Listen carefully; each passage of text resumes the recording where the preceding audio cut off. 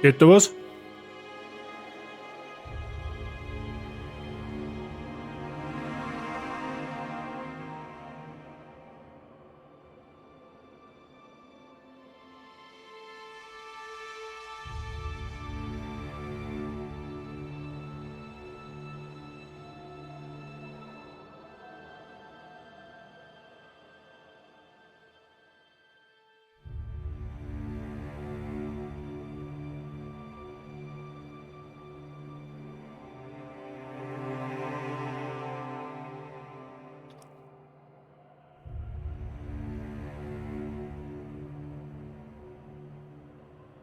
Ja, grüß Gott miteinander.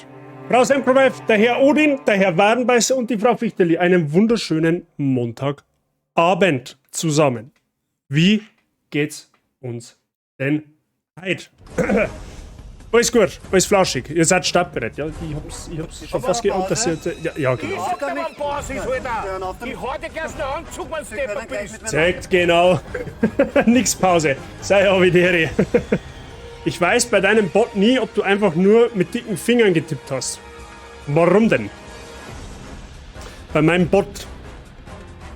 In Discord nimm ich mal an, oder wo meinst du jetzt? Oder meinst du jetzt, wenn meine Twitch-Benachrichtigung kommt? Schlechte Leicht geht's aber gut. Du bist halt du schlechter. Das war ja was Neues. Ich sims ein bisschen rum den ganzen Nachmittag. Ja, ich hab's tatsächlich gesehen. Ich habe es gesehen. Ich habe halt auch schon ein bisschen dezent Monster Hunter gesuchtelt. Mit den anderen. Also, ich fühle das. Ich kann das fühlen. Noch 10.000 Punkte. Für Spiele-Request oder für Hall of Fame, Mrs. Fichterli? 10.000 Punkte, Mann. Grong einfach. Sei alles fit bei dir. Die Jassi kommt auch wieder perfekt. Da komme ich ja genau rechtzeitig. Jassi, habe ich dir. Servus, grüß dich. Oh ja, Spiele. Oha, was werden da auf mich warten? Ich bin gespannt. Ja, das Content haben wir ja sehr, sehr dick bestückt die nächsten Wochen. Ja? Vor allem voran morgen. Morgen wird... Oh ne Scheiße, ich bin so scharf auf morgen, das könnt ihr euch gar nicht vorstellen. Ich bin so dermaßen heiß auf das Spiel morgen, dass das wirklich nicht mehr schön ist. Also normalerweise müsste der Stuhl abwackeln, so scharf bin ich schon drauf. Das wird so gut. Das Ding ist, ich kann die überhaupt nicht einschätzen, mit was du kommst. Du wirst es lieben. Okay, also wird es ein Spiel, was ich wahrscheinlich abgrundtief hasse. Aber ich lasse mich überraschen. Ich lasse mich gerne überraschen. Ich bin da immer sehr, sehr gespannt, wenn einer einen Spiele-Request einführt. Ja? Bis jetzt sind ja alle ins Schwarze. Also bis jetzt haben alle Spiele-Requests ins Schwarze getroffen bei mir. Ja? Schauen wir mal. Ich bin gespannt. Ja, bin vorher von der Hockenheim gekommen, ich bin empty. Wenn sie seid schicken, dann nehmen sie sich einen Brotzeitteller und 2 halbe Bier in die Hand, sitzen sie einer hier und machen sie einer bequem und einen angenehmen Feierabend wünsche ich an der Stelle. Ja, heute schauen wir, dass wir jetzt bei 5 und 6 noch durchdrucken. Heute ist Yoshi's Island Finale. Ja. Falls wir ein wenig länger machen müssen, wir 8, dann machen wir ein wenig länger, dann hilft es auch nicht, aber ich möchte das Spiel heute beenden. Damit wir dann mit einem neuen Projekt wieder anfangen können. Ja, das hat ja eigentlich perfekt passen, weil morgen habe ich ja schon in Discord angekündigt und auch letztes Mal im Stream schon gesagt, wir spielen morgen einen Nachfolger von Plague Tale Innocence. Morgen kommt der Nachfolger raus, Plague Tale Requiem. Das schauen wir uns instant an. Morgen ist ein außertourlicher Stream, normal streame ich Dienstag in der Regel eher nicht. Ja, aber morgen hilft es halt einmal nicht. Morgen müssen wir da einfach einmal über den abbrechen und ich bin scharf drauf und ich glaube, dass ihr auch massiv Bock auf Plague Tale habt. Ja? Also wenn das annähernd so gut wird wie der letzte Teil, wird das eine brutale Reise. Auf die ich mich frei. Ja, sonst gibt es eigentlich nicht viel zum Sagen. Zumindest fällt mir gerade nichts ein. Alles, was mir jetzt nicht einfällt, ist wahrscheinlich nicht wichtig.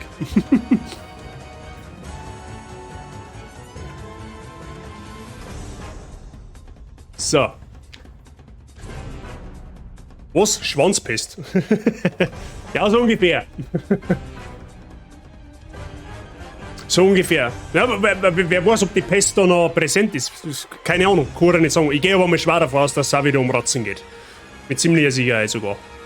Bin auch gespannt, wie die Geschichte dann weitergeführt wird. Ja, der letzte Teil oder so ein bisschen das Ende noch so ein klein wenig offen lassen. Schauen wir mal. schauen wir mal, morgen werden wir es erfahren. Ja, wir werden morgen um 6 Uhr anfangen und wahrscheinlich dahinter bis um 9 Uhr. Ungefähr. Mal schauen. Sagen wir schon. Aber das ist morgen. Heute ist heute. Heute spielen wir Yoshi's Island, wie schon gesagt.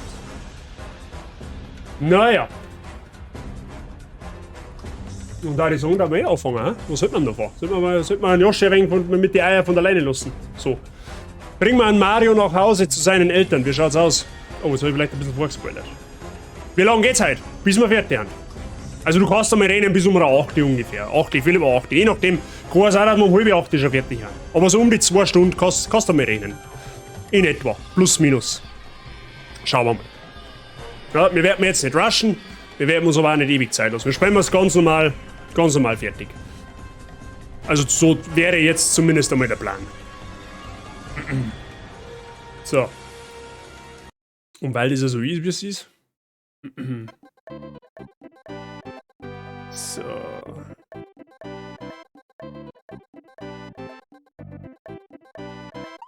So, Welt 5, Freunde. Letzte Woche. Ja, letzte Woche.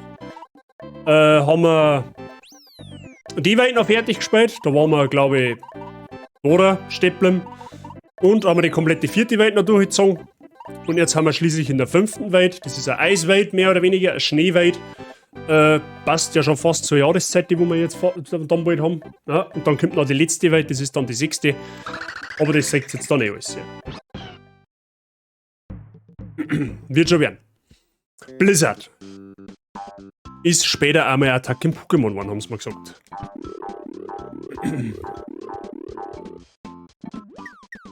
Halt's Maul um.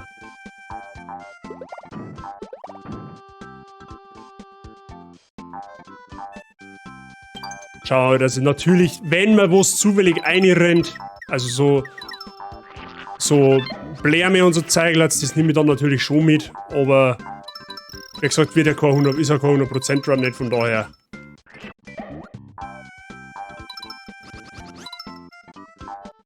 Gut, das Zeug, was da jetzt vom Himmel fällt, das nennt sich Schnee.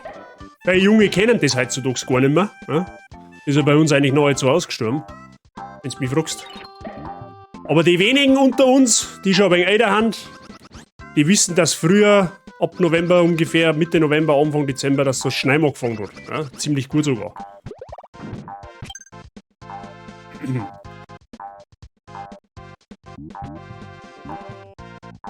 Es ist kein Kokain und auch kein Strahsalz. Richtig. Ruhe gibst.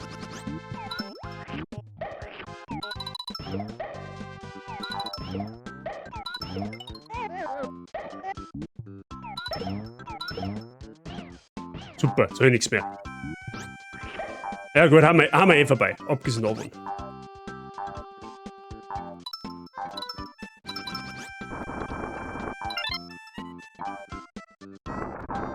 Der Yoshi ist jetzt auch übrigens zum Bergsteiger aufgestiegen, ne?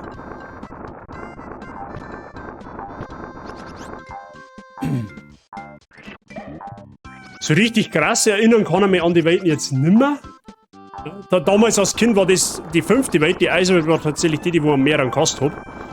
Weil die Level einfach sehr seltsam waren. Irgendwie. Schauen wir mal, wie es mir da jetzt noch, keine Ahnung, gefühlt 20 Jahre geht. Pinguin kann man nicht schlucken.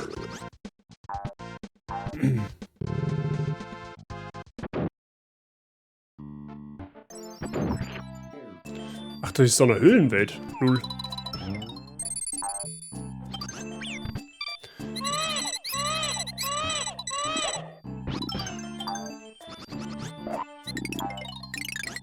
Ja gut, mit der Koordination, da arbeiten wir halt noch ein bisschen, ja? Mit dem Babyflauschschnädel, dass wir den nicht so oft verlieren. Ich bin ja noch nicht warm.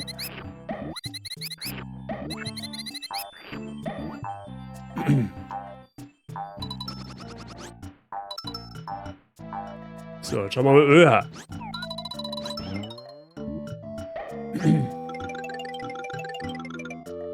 Ach, da ist ein Sternenkreis. Ja, nice. Ich hab mich schon gefragt, wann der mal kommt. Gibt's, glaube ich, wenn wir jetzt nicht alles täuscht, sogar in jeder Welt. Da haben wir jetzt ehrlich gesagt die letzten Wochen oder Tage, wo wir das Spiel gespielt haben, gar nicht so aufpasst. Aber ich meine, dass es in jeder Welt einen Sternenkreis gibt. Ja genau, die Pinguine können nämlich Tischtennis spielen mit uns. Da muss man ein bisschen aufpassen, die haben nämlich glitschig überall.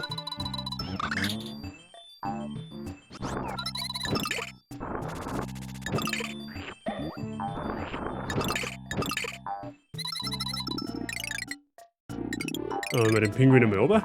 Kann ein Pinguin eigentlich eingefrieren? Ist das physikalisch möglich? Kennen Sie da irgendwer aus? Also, legit, kann es ein Pinguin erfrieren? Geht er eigentlich gar nicht, oder? Bei Nachkälter als da, wo die leben, kann es eigentlich schon fast gar nicht sein.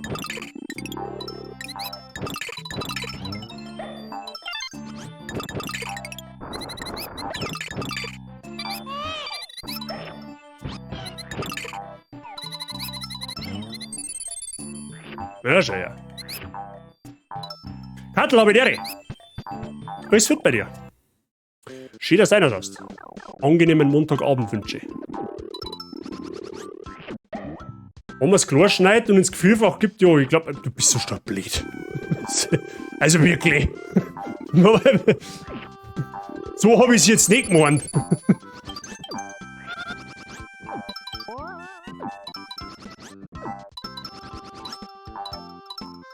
Dann ist es mir auch klar, dass er einfrieren kann. Ja?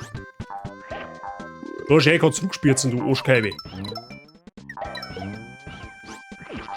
Kommt. Jetzt mei. Und du da drum auch. Zupf dich. Arschkeibe, Blitz. Ja, das war so klar.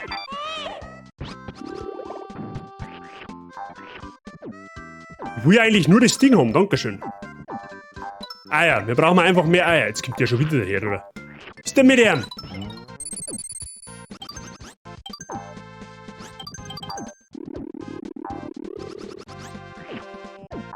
Gern, warte. Sehr, sehr gern.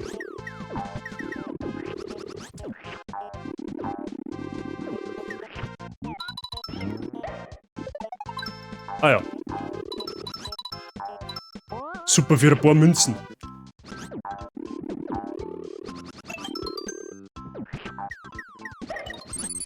Was ist denn mit ihm da herum? Der wirft einfach sinnlos mit dem Feuerwerk umeinander.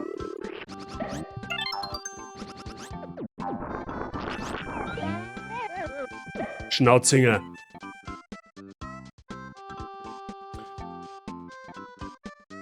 Kein Problem, Ware.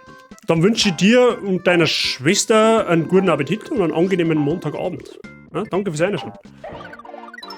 Dankeschön fürs Einschauen. Schaut professionell aus. Wo schaut professionell aus? Wie Yoshi's Island spielt. Das ist gelungen. Das ist alles aber nicht professionell. Fit, na, für einen Feiertag war das heute zu viel Arbeit eigentlich schon. Was? Was für ein Feiertag war das heute zu viel Arbeit?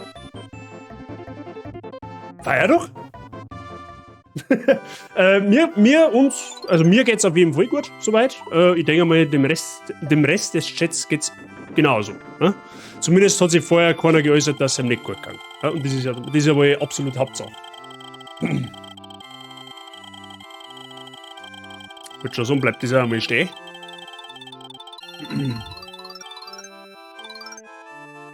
1 plus 1 gibt nach Adam und Riese 2. Na, immerhin schon. Ja? Ich hab nicht nur Singen und Klatschen gehabt in der Schule. Das ist ja schon mal was. Also Skifahrer wie ich keiner mehr, ja, das ist hoffentlich auch klar. Ride the Skilift. Ich war eher für Ride the Lightning. Was? Adam und Riese. Ein Schlauvidere. Was ist jetzt mit dir da? Kirta ist halt. Kattel, was ist jetzt? Ich verstehe es einfach nicht. Normalerweise halbe Arbeitszeit bei uns. Ach so, aha, ja, jetzt haben wir beieinander. Und du hast jetzt die Freude gehabt, dass du den ganzen Tag hast arbeiten dürfen, oder wie sage ich das? Angela ist fit bei dir. Kirchweize, ja, ist schon klar. Jetzt habe ich es auch verstanden.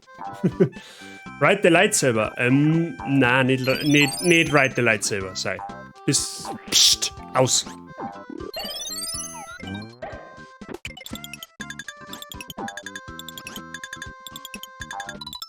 Oh, da muss aber schnell gehen. Ach so, so kann man die ganze Lift-Scheiße dodgen, oder was? Ja, ist auch mal nicht schlecht. Aber du musst aber schon schnell sein, gell, Charlie? Temram, habe ich die Ehre. Grease Lightning. Temram, was ist fit bei dir? Kirchweih gibt's bei uns leider nicht. Das gibt's bei uns eigentlich auch nur sehr vereinzelt, tatsächlich. Also bei uns jetzt im Landkreis, glaube ich, nein, glaube ich nicht. Aber es gibt's bei uns jetzt nicht überall. So. Schüler haben bei uns frei, Erwachsene haben mit Glück ab Mittag frei.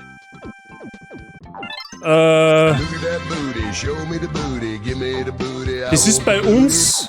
Booty Time. D. Ich hab mich schon gefragt, wann der Erste daherkommt, der wo das triggert. Und ehrlich gesagt hätte ich gemeint, das ist der Saijing. Wichtig, danke dir für deine 69 Bits. Booty Time, ja. Show me the booty. Give me the booty. Oh,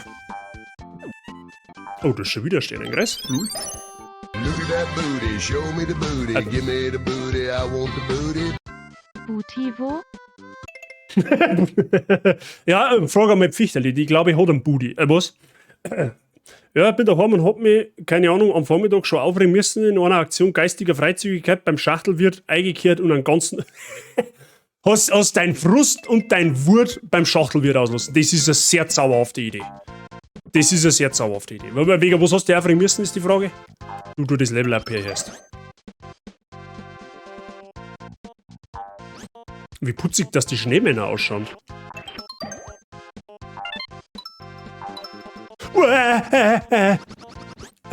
Krieg ich das noch irgendwie geregelt? Oh, ich bin Programmer, hab ich mir gehört. Immer der Nase nach außer... Oh, schau hier. Oh, immer der Nase nach, außer du schaust auf Zeiten und du hörst schleicht, ey. Oh, also wenn das mal kein Programming nicht war, dann weiß ich es aber auch nicht, gell? Ich hab mich schon vorhin sehen, ja? Ich hätte schon einen Brief schreiben können. Warum wollte jetzt... Jetzt wollte ich gerade sagen. Wichterli hat keinen Booty, sie hat den Booty. Lass mir jetzt mal so stehen. Wichterli Gegenargument, ja oder nein? Oh. Was für dicke Steine! Wie bringt man Fliesenleger zum Verzweifeln? Ist das Bad mit Fliesen gefliest, mit Kacheln gekachelt, mit Fliesen gekachelt oder mit Kacheln gefliest? Was? Was? Wie bringt man Fliesenleger zum Verzweifeln? Ist das Bad mit Fliesen gefliest, mit Kacheln gekachelt, mit Fliesen gekachelt? What the fuck? Okay, da bin ich raus. Wichterli, danke für deine 100 Bits. Normalerweise kennt man da von dir immer so Net-to-Know-Weisheiten. So quasi stirbt der Bauer im Oktober, braucht er im Winter kein Pullover. So mäßig, ne? Ab die Woche Server-Update. Kommt der Techniker an, druckt mir eine externe HDD mit 1 Terabyte an Daten in die Hand und wird übers Internet auf den Server hochgeladen. Ja, wann soll denn das fertig sein? Nächstes Jahr Weihnachten oder was? So ungefähr. Ich meine, wenn ich mich richtig erinnere, da glaube ich, gibt es irgendwo ein Level, wo man dann sogar Ski fährt, tatsächlich. Die sind Subs vorbehalten. Die sind Subs, also okay. Ja gut, okay, da halt ich mal Mai. Stimmt, das war immer bei Subs. Hast recht. Entschuldigung, habe ich übersehen.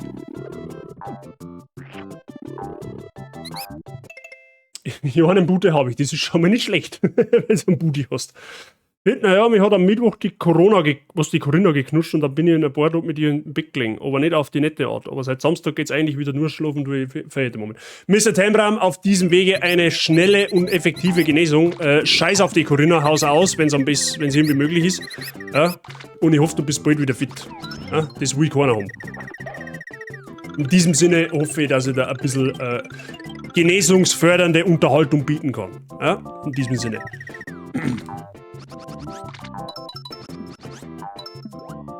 Da gibt's einen gegrillten Fisch, da schau her. So, du gehst jetzt einmal mit, du Arschkeibe, da. Du musst nämlich da in die Bläme rein, da. Veganer Pinguin.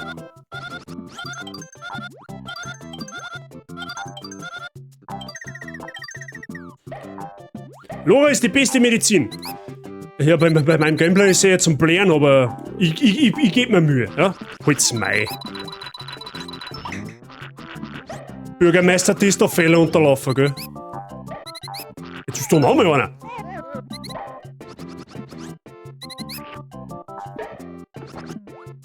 Aha, selber schwimmen kann ich doch nicht, oder was? Oh. Was für dicke Steine. Du hautst in Fahrer wo Fromleiten, gach in Beidel auf de Seiten. Ja, Napset. Sei danke für deine 100 Bits. Oh, mit euch.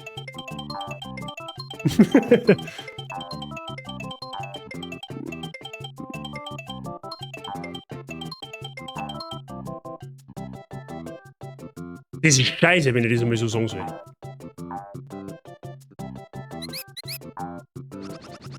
Ha, trotzdem krieg ich hab kein Wort davon verstanden. Du haut's im Fahrer von Frommleiten gar im Beidel auf die Seiten. Also da haut's dem Fahrer von Frommleuten schnell quasi seine Dödeln auf die Seite. Ja, das reimt sie halt leider nur in Mundart. Ja. In Hochdeutsch reimt sie das leider nicht. Ja. Zumindest so wie es jetzt nicht reimerisch formulieren können, so dass es passt. Sehr gut. Yoshi setzt Flammenwurf ein, das ist jetzt aber auf die Geschichte.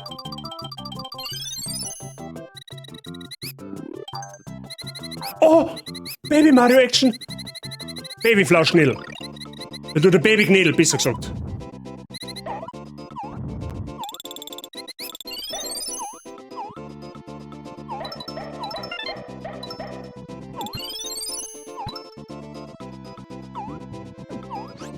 So, weiter geht's denn, oder was? Schiebung. Yoshi mutiert zum Glumanda. Ich hab einmal gehört, er ist eigentlich eine Weiterentwicklung von Glurak. Hab ich mal gehört.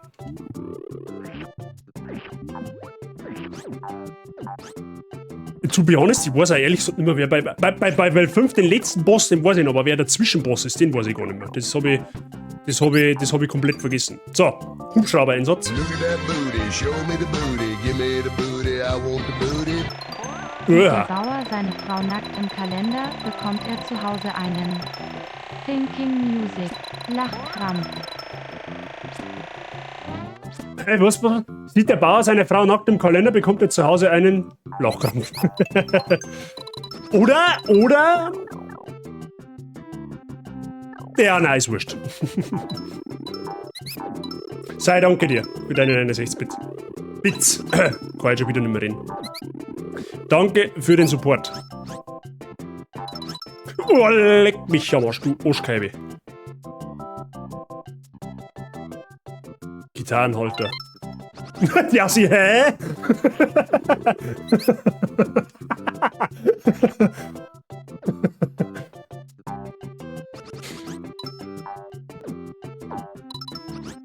Ey, der Schneemann kann schubsen. Ist dieser geschubste Schneemann quasi.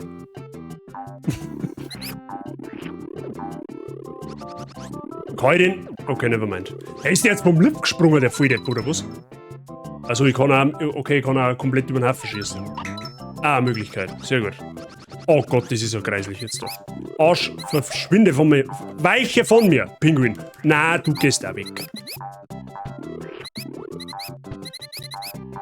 Das ist voll blöd, dass das so glatt ist, da, gell? Wo ist denn da der Winterdienst? Also das geht voll gar nicht, da, gell? Ja, das entspricht nicht dem Sicherheitsstandard, da. Da ist echt der Pinguin voll da oben.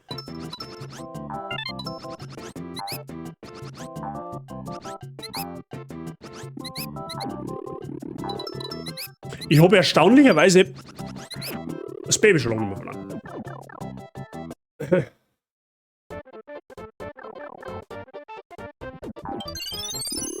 Ach, das ist jetzt das Level mit dem Schnee, mit dem Schneemann. Mit dem Skifahren. So, Sven Hannawald, Yoshi, hab ich mal gehört. Wie der Mario mit seiner Pudelhaum. Oh. Scheiße, jetzt Sprungtasten übersehen. Skifahren! Ja, genau. Hui! Zupfte! Ja, ihr merkt es, ich bin kein geborener Wintersportler nicht. Ja, das sagt man mir sofort.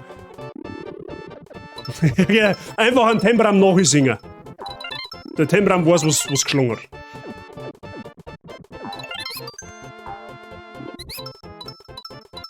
Das ist aber schon die schwarze Pisten, was man mir davon meine, ha? Also ich weiß nicht, in welcher Skipisten, dass man über Gletscherspalten springen muss, aber...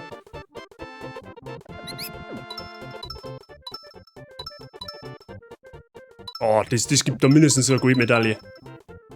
Oh. Was für dicke Steine. Es gibt nicht so viel Talk im Joa, wir da Fuchs AUM Schwofrot Hoa. Wo hast du denn?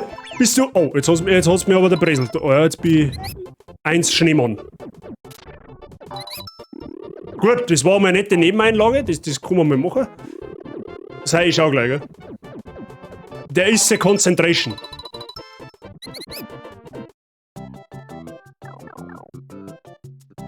Es gibt nicht so viele Tage im Jahr, wie der Fuchs auf dem Schwarf hat Haar. Ja, das ist, das glaube ich, das unterschreibt jeder. Platinpiste für die Knall.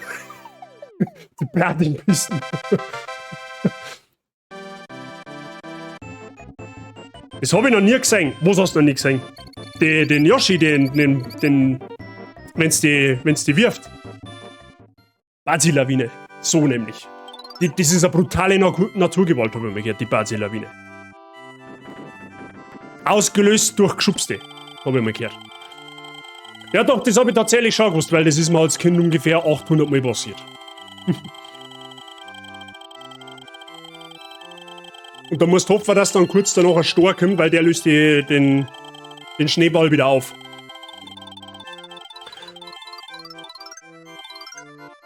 Na, sei verdruckst du jetzt einfach, okay? Für den Stream gelang's eigentlich schon wieder. Oh Gott, ja. Okay, jetzt habe ich instant keinen Bock mehr. Ich darf jetzt am liebsten... Das Level ist Abfuck. Aber da trifft man einen Wohlbekannten. Ja? Die Nintendo-Gemeinde wird wissen, wen ich meine. Ja, ich erkenne einen Hund. Chill. Aha, so Sitz. Sitz, habe ich gesagt. Der ist eigentlich ein Flauschiger, ja? Der tut mir eigentlich so auch nichts, ja? Du kannst... Ich weiß zwar nicht, was seine Mission ist, aber der... Okay, er tut uns doch was. Habe ich wieder Scheiß verzeiht. Ich sage nicht, hier gehört runterknien. Nur die Haken kommen in den Garten. Es kommt jetzt auf den Garten drauf an.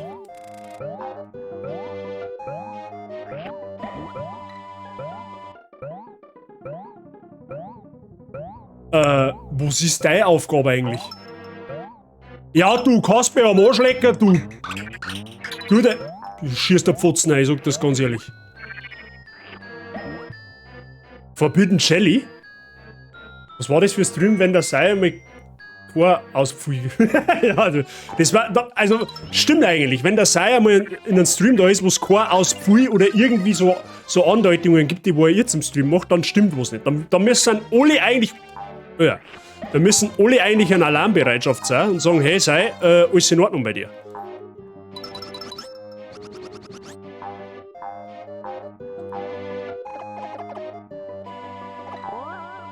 Oh, ich hab absolut kein... Ja, genau, scheiß auf die Blärme. Du kannst doch mich fett am Arsch legen.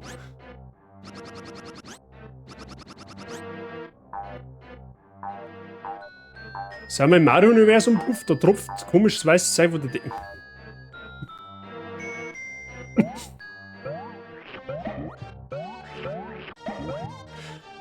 Au! Du mein Baby her! Du brauchst gar nicht so blöd schauen, du Arschkeibe, du Grintix. Der hat einfach mein Baby stehen da. Weißt du, der hat nicht einmal einen Resonanzkörper und dann darf er mein Baby stehen da, das. Der Zipfeladam. Das sieht aus wie Pudding, die Blob ist da auch.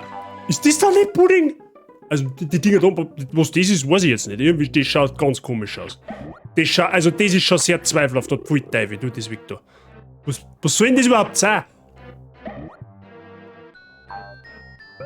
Komischer Puddling. Mir war jetzt ein anderer Ausdruck zupft eh. Oh ja, den kann man sogar splattern.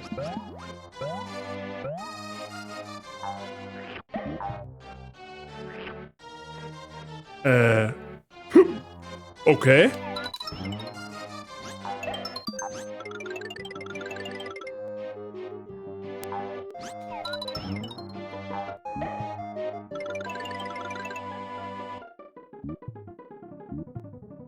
Ja, okay, Mr. Architekt, was hat jetzt das für einen Sinn? Verstehe die Frage nicht. Hey, was verkackt? Ach so, weil das da... Ah, ja, okay, ich verstehe schon. Aber es ist wirklich gerade umspringen, abgesehen davon.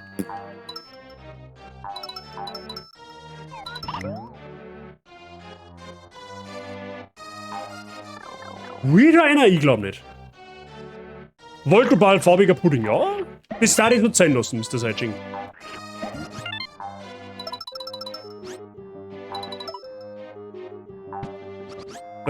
Oh, ja,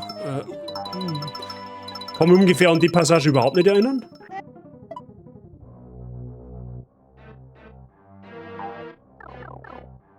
Okay, spring mal in den Pudding.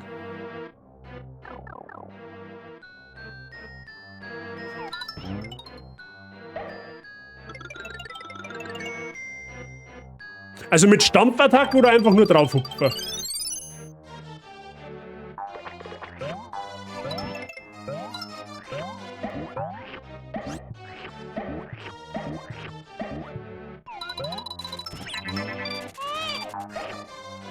Was wie saudumm, dass er schaut, gell? So wie wenn er sich nicht denken hätte können, dass man ihn auf den Deckel kriegt. Was ist denn jetzt so eigentlich? Mann, das Level verwirrt mich. Ich schätze jetzt mal, wir müssen da einfach den Pfeil noch, ja? Was anderes macht ja keinen Sinn. Wenn das Zeug wieder an der Decke klebt, mal einfach nur nach oben springen. Okay.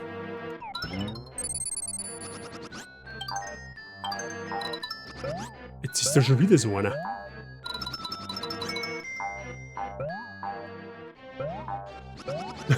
Ja, genau. Habt ihr es gesehen? Mit dezent über... Aber wie soll ich mein Baby da jetzt kriegen?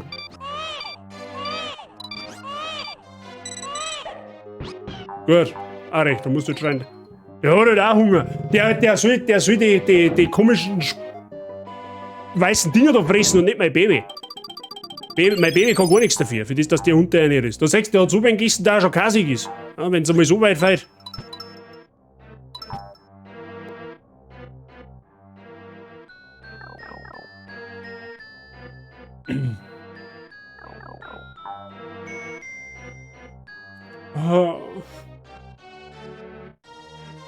Was sind bei jedem Super Mario Teil? Ich habe einen Puff und meine Puffmama heißt Toadstool. Was so untalentiert wie die musst du erst einmal sein, dass die ungefähr 800 Mal in deinem Leben entführen lässt. Der ist flauschig, ja. Er ist zwar ein wenig träge, aber an und für sich ist er flauschig, ja. Der ist, das ist ein Zauber. Das ist ein Glubschknädel, ja. Oha. Einfach einmal ausspürzen, das Zeug. Wie er mit Liebe und Detail da einfach ein Pfeil nach unten hinzeichnet ist, dass die ja abbuchst.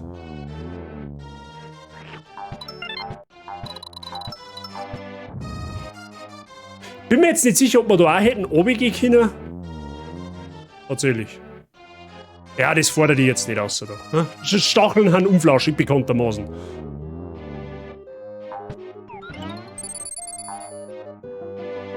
Die Alte macht das doch mit Absicht, die geht fremd. Wer jetzt? Wer jetzt? Was meinst du jetzt?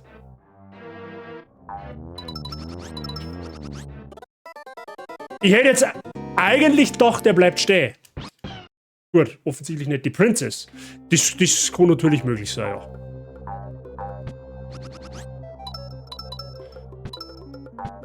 Schade eigentlich. Ja, das musst du halt wirklich erst zusammenbringen und vor allem immer von demselben. Ja? Die wird ungefähr seit 1900, seit wann gibt's Mario-Spiele? 80? Keine Ahnung. Die wird seit 1980 immer von demselben Typen entführt.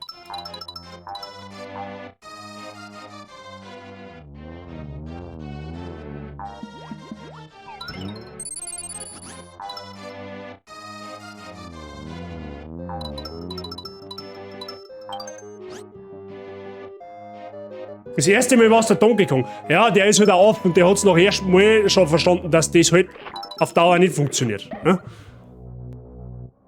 Man hat von Donkey Kong auf Bowser umgeschwenkt. Ja, okay. Das, der Donkey Kong ist halt gescheit, scheinbar, ja. Der hat gemerkt, ja, oder besser gesagt, der hat keinen Bock nicht ständig von Mario auf Fresse zu kriegen. Ja? Der Bowser steht auf Schmerzen, weiß ich nicht. Vielleicht ist er der Sadomaso vom Pilzkönigreich. Ich hab keine Ahnung. Oh, ist das der Scheiß Ernst?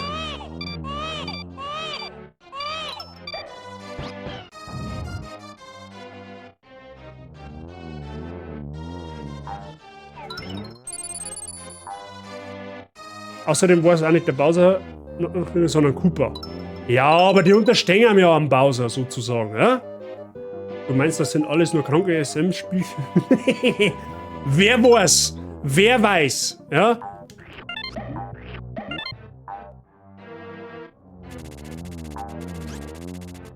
Da bleibst du jetzt schon wieder stehen, Django. Super. Das ist zauberhaft.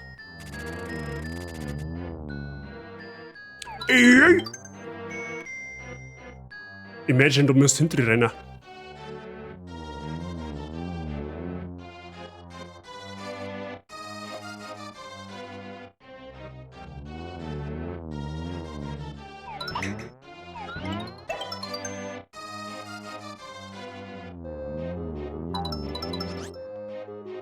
Ui.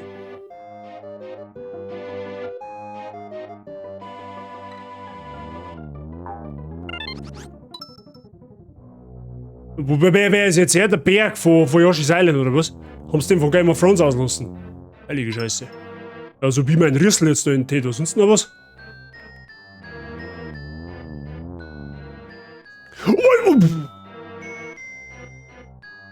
Ui. Ich glaube, wir haben es überstanden. Sehr gut. Also kommt das Powernappen von dort. Möglich, ja. Powernappen. Vielleicht kommt da der Begriff Power-Up her, ja? Powernap, Power-Up, vielleicht ist da eine Verbindung. Was ist denn das überhaupt für ein Zeug da?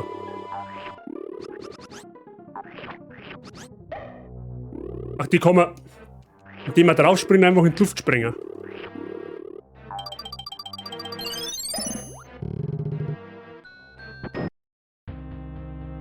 Der Tropf weiß es, er hat es gefissentlich überlesen. Was haben wir überlesen?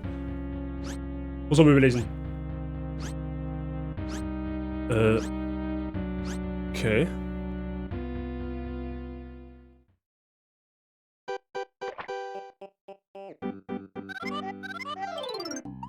Wieder Hex, halt dein Futzen.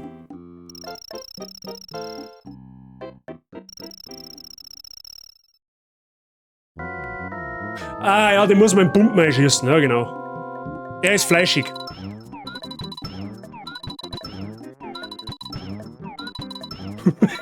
Ja, ins Gesicht eindüdelt.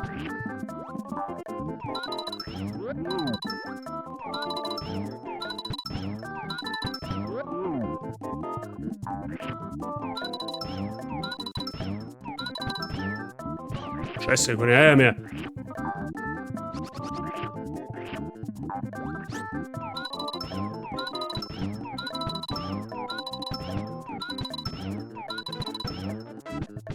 Ja toll, das hilft mir auch nichts, wenn er ein Gesicht hat wie eine Wunimucke.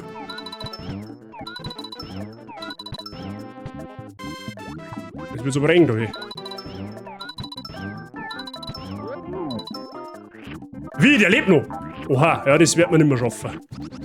Das wird man jetzt wahrscheinlich schon noch schaffen. Sehr gut. Nap-Porn. Gekidnappt-Porn. Okay. Ja, den habe ich überlesen. Stampfen, dann spuckt die Blume schneller. Echt? Okay, das habe ich jetzt eh nicht gewusst.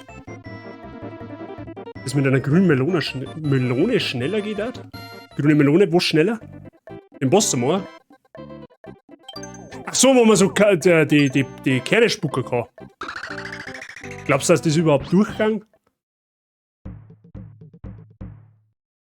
Hm.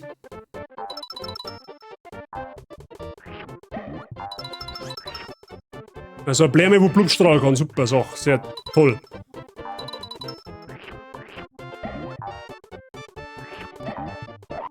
Wie haben wir denn mir eigentlich? 80.000 Meter oder was?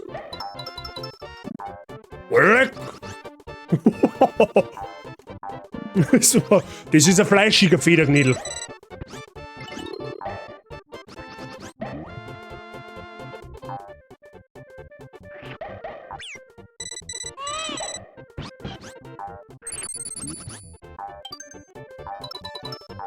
Also die Möwe, die wo ungefähr 3 Zentner hat, die ist cool, die gefällt mir. So eine Möwe mit 3 Zentner, das musst du erst einmal da. Also die fliegt nicht mehr, die kugelt. Also viele Sachen vergessen. Ja, was haben wir jetzt mal, was passiert?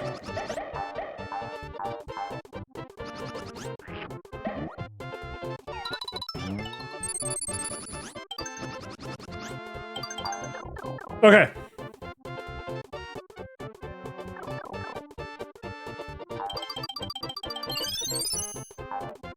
Oh. Hubschrauber-Einsatz.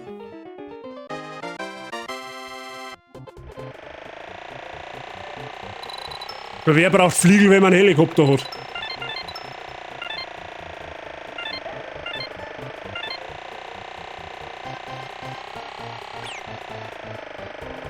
Ja, haben wir dezent auf einer Möwe gelandet.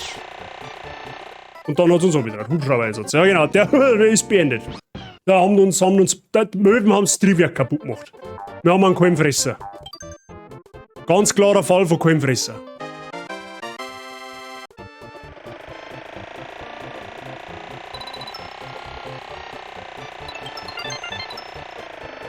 Ach, egal, ob man oben oder unten lang fliegt. Okay.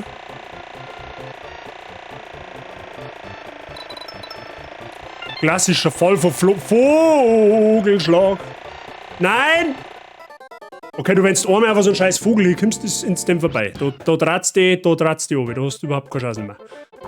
Da ist dann Mayday angesagt. Ja? Da kriegt der Yoshi einen sauberen Traumwurm.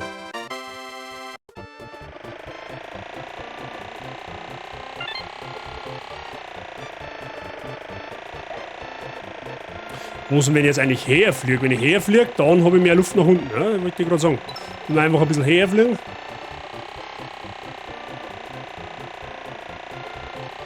Wir fliegen einfach her, als wir Möwen fliegen. Ja, dann feiert uns nämlich nix. Ja genau, wollte ich gerade sagen. Ah, das ist schon das Ziel, sehr gut. Ich mag nach oben. Geh weg. Den hast. Schub. Wir brauchen einen Turbolader in dem Propeller. In der Propellermaschine brauchen wir einen Turbolader. Das hilft nichts. Du hörst jetzt auf der Stelle auf mit dem Scheiß da zum Spürzen. Haben wir uns. Sonst hat's die. Ah,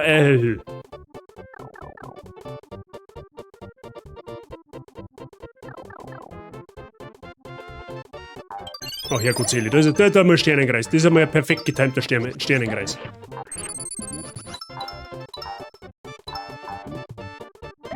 Jetzt spürt's der Nächste mit seinem Schund umeinander. Oh, da haben wir noch was. So, die Eier auch wieder verschossen. Sehr gut.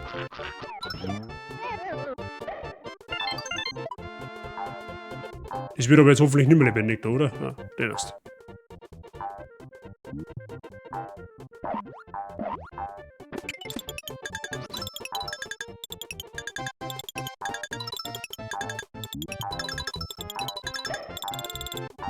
Sagst du die, da muss aber schon gut schnell gehen, gell?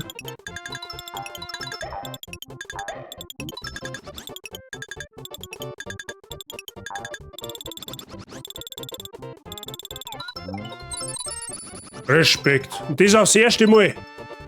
Ja, lol, wir haben die ganzen Blumen übersehen. Lol.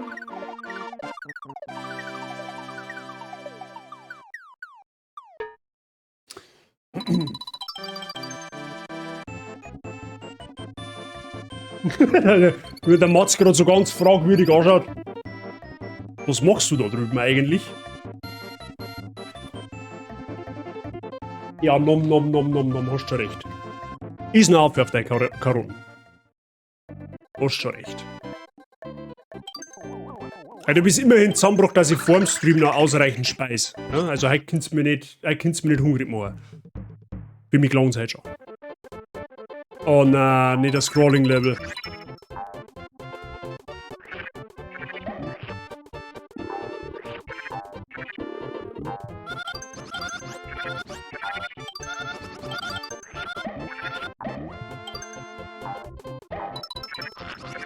Also ein Wolken, auf der du laufen kannst, das muss aber schon...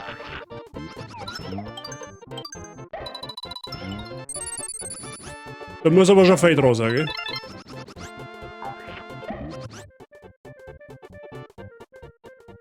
Du gibst der Ruhe da um.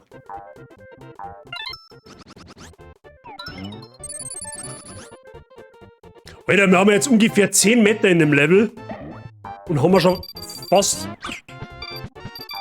30 Sterne. Wir warten heute auf Putzen.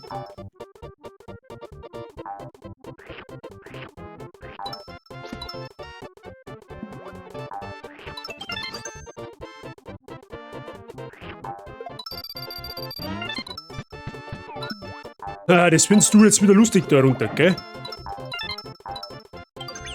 Alter, die haut mir einfach den Basic um. Was ist mit der da verkehrt? Mit dem Basic kannst du deine Meinung einmal durchsetzen. Das ist tatsächlich...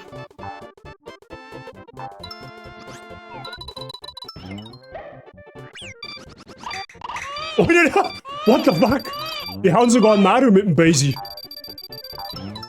Die haben da aber überhaupt keinen Skrupel nicht, ha? Die schlungen Kinder.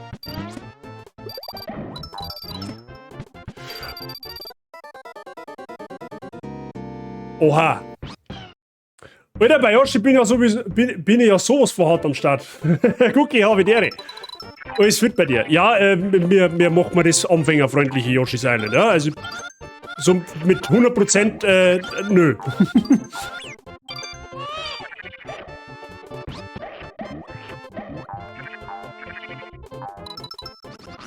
Alles fit bei dir. Oh, ich bin schon wieder an meiner Verzweiflungsgrenze angekommen. Hau ab jetzt.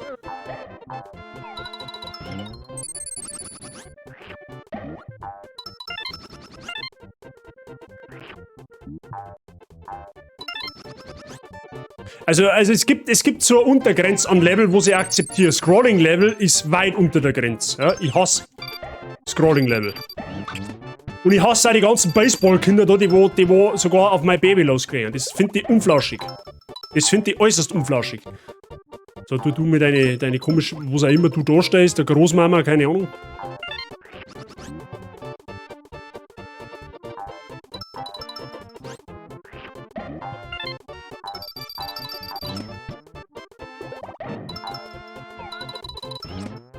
Jetzt kommt der mit seiner Wolken daher.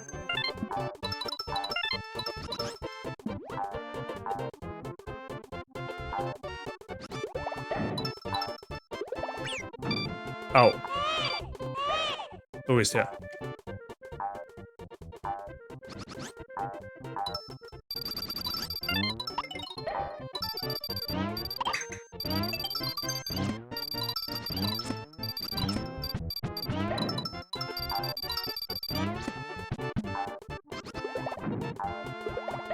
So, Ruhe gibt's.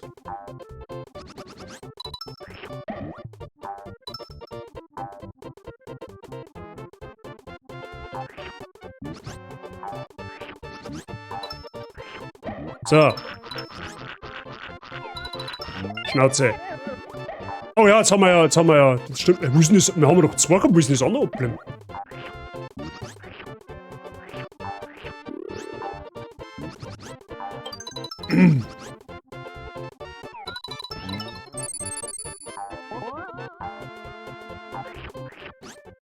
Geh mal da um. Ist sie kinderlos da quasi, oder wie? Was sind das eigentlich für Dinger da, die Geschweine da drum, was ist denn das? Weil bis damals als Kind schon nicht nachvollziehen können, was das sein soll.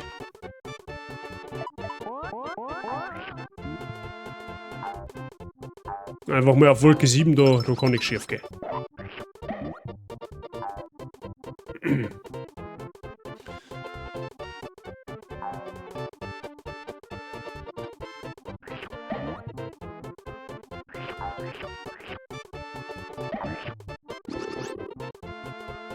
Es wird aber irgendwie nicht besser, gell? Also erst haben es die komischen Baseball-Dinger und dann jetzt die komischen Flugteile. So, Fluggespenster, keine Ahnung. Sehr gut. Nur mal Sternenkreis. Schämt sich immer noch ein wenig. Wegen was? Ach, wegen dem, aber mit Sicherheit nicht. Also, da brauchst du jetzt aber wirklich einmal nicht runter. Ich war zwar jetzt nicht so betroffen davon, aber... Also, da war es ja direkt aus. So, was ist jetzt da Phase? Achso, da muss man warten, bis der Luftballon aufsteigt. Sehr gut. So, Level Up ist gut, weil ich brauche nur davor. Das Level hat doch auch... Weil wir haben ja so ungefähr. So, wir können jetzt... Was ist jetzt... Was soll jetzt... Aha, ja, da drunten muss das dran. Okay, ja gut, von mir aus. Solange man mich mal in Ruhe lässt.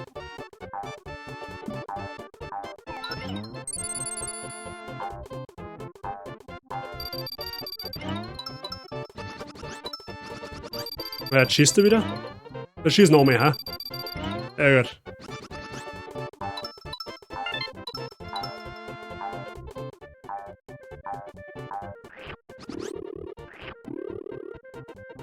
Ja, ich glaube, da möchte ich jetzt nicht lang gehen. Okay, dann muss man lang gehen.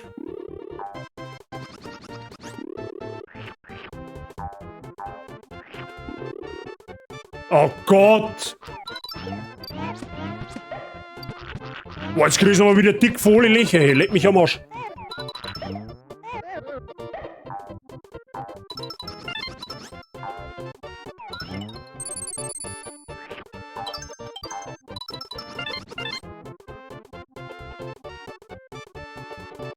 Ich weiß, ich krieg's volle Seiten ab, ja. Aber volle Brise, gell?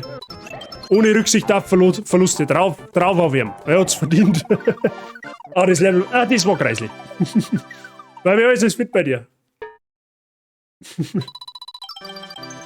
Ah, sie kriegt's volle Seiten, ja.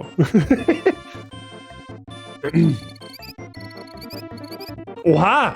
Ich glaube, das ist Rekord. 99. Ich weiß nicht, ob wir schon eins mit 100 gemacht haben, tatsächlich. Und wenn dann maximal das erste Level.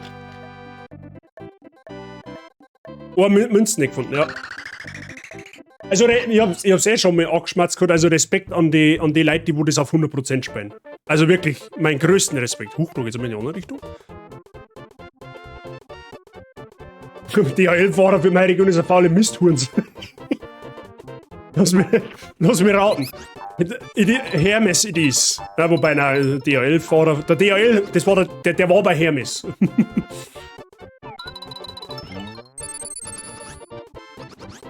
Oh Gott, was ist denn das jetzt schon wieder?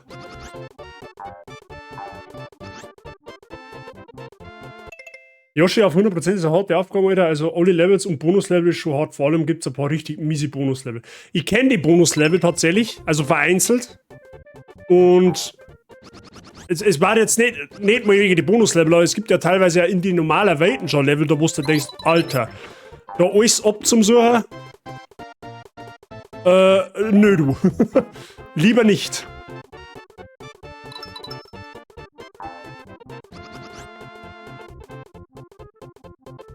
Ja, es war sogar noch besser. Die haben es nicht nur mit einem Tag Verspätung zu mir gebracht, sondern auch regengeschützt untergestellt.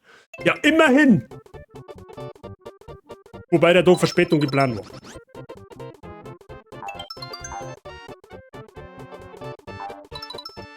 Und was ist jetzt mit deinem Backel passiert? Haben sie es nicht zugestellt oder wie oder was?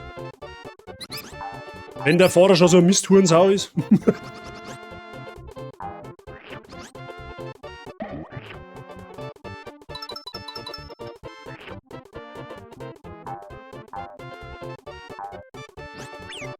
Jetzt sticht er mir mit seinen Schnabel an Anschein, möchtest du das eh nicht glauben?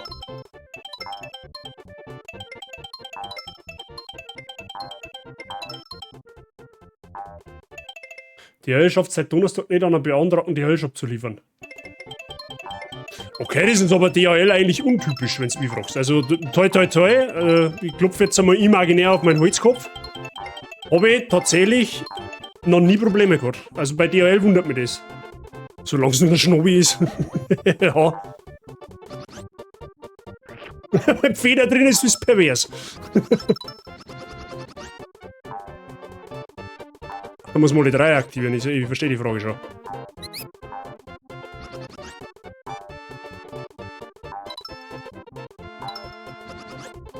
Das war aber jetzt auch wieder mehr Dusel wie Verstand.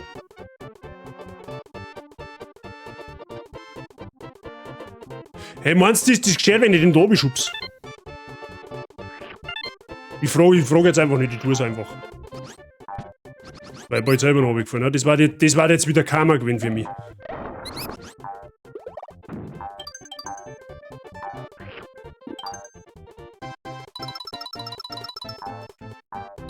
Oh, das geht mir entschieden zu schnell. Einen Popo!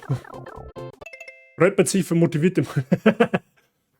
Das darf jetzt der Mozart sagen, das stimmt tatsächlich. Ja, ich kenne das mal auch anders, aber wahrscheinlich hat der Fahrer das plus 20 Kilogramm Backel angekommen und sie denkt, nein, heute nicht.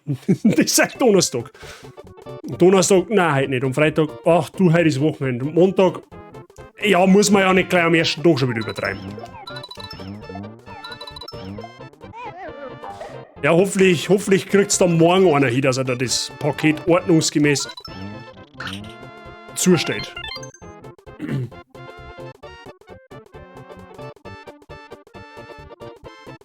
So blöd. Okay. Achso, hast du vorher bestellt, praktisch? So ausgemisst, sehr gut. Dann willkommen zurück, Wifi. Jetzt kennen wir nicht die besten Levels. Ah, schön, dass ich ja dabei sein kann. Ja, wir haben es vor, dass wir es durchziehen halt, weil ja tatsächlich morgen Plague Tale Requiem erscheint und das werden wir ab morgen dann zocken. Und da darf es halt eben jetzt anbieten, dass wir Yoshi's Island vorher noch fertig machen. Bei Welt 5 haben wir jetzt gleich fertig, die 6. Welt dauert ja dann auch nicht mehr allzu lang. Von daher, meine, haben wir relativ gut im Zeitplan. Da war ja mal. Oh, leck, da geht's nach oben.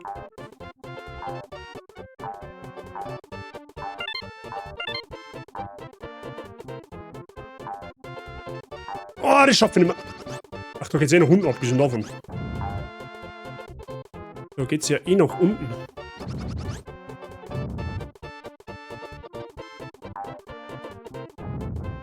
Hui!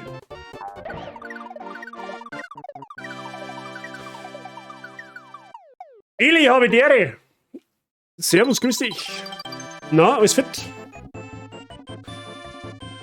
Das zieh ich durch, ja, das zieh ich durch. Auf jeden Fall. Ein Plague Tale.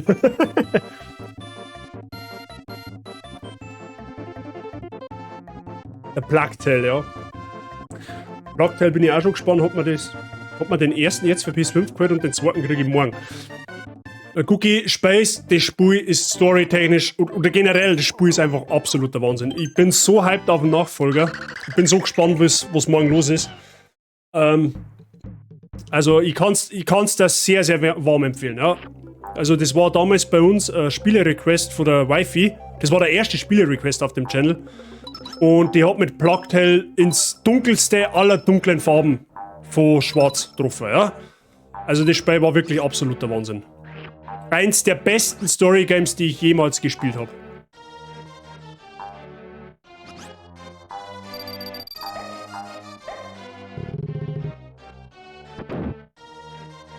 Bei mir aus, Eli. Bist du später am Start? Genau, Leute, wer einen Cookie noch nicht kennt, da muss man jetzt einfach auch mal ein wenig was dazu sagen. Der Cookie ist unglücklicherweise Opfer eines bösen Hackangriffs geworden. Ist jetzt drauf und dran, das Ganze wieder ins Reine zu biegen. In dem Moment schießt mir einfach Hip-Hop. Und der streamt natürlich auch, ja. Also das bayerische Streamer-Kollege, gern mal draufschauen, ja. Und ein Following da lassen. Bitte, Dankeschön. So, probieren wir es nur mal. Was ist eigentlich, wenn ich da weitergehe? Nix. Okay. Okay.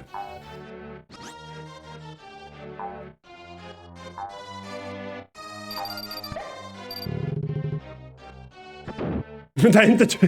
Was? Sei, bist das du?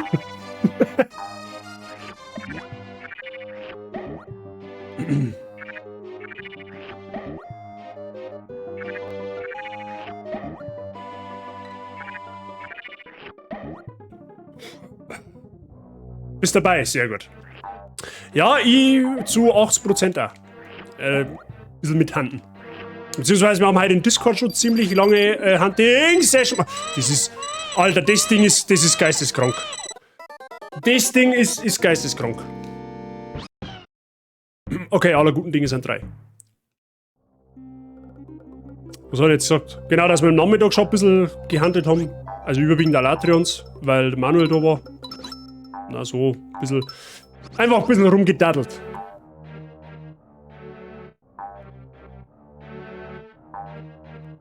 So. Ich weiß, dass man die Dinger, glaube ich, die kann man betäuben, wenn man nicht alles täuscht. Ich glaube, wenn man den ja Ei in Fresse schießt, dann meine ich, werden die betäubt. Du machst das, ich glaube auch. Ja, ich hoffe mal. Der Bazi wird geschubst, ja.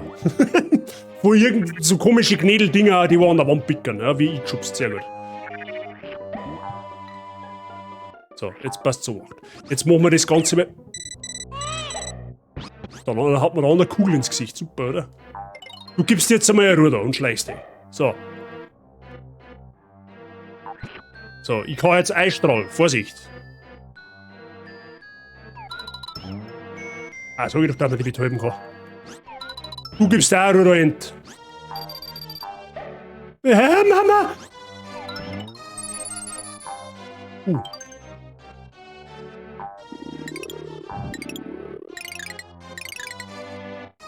Was ist jetzt her? Also Bomben, die über Banden spielen, oder was? Ja, toll. Na gut, scheiß auf die Blären jetzt mal. Oh, leck. Ist geschickt.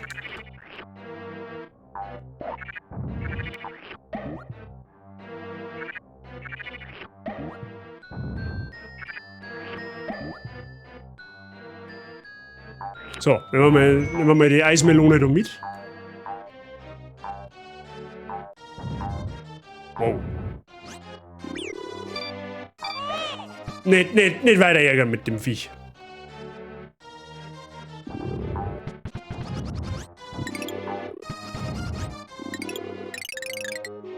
So, kommt da nur mehr so Granaten, dass ich da aufspringen kann? Hallo? Bombe?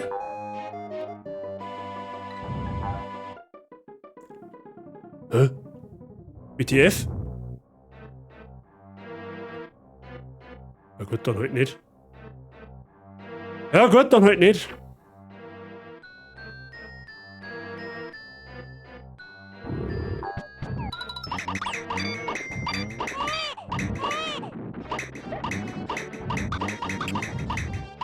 Also das nenne ich mal über Banden spielen.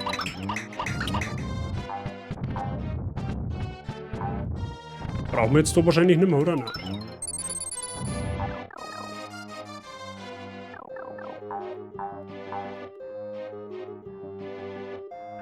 Wird aber schon gescheit finster da, gell?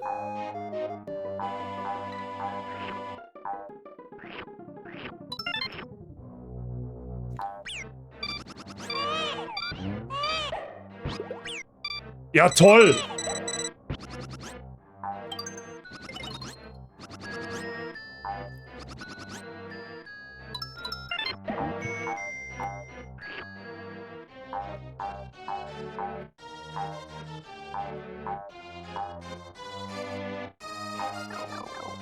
Hält mich am Arsch.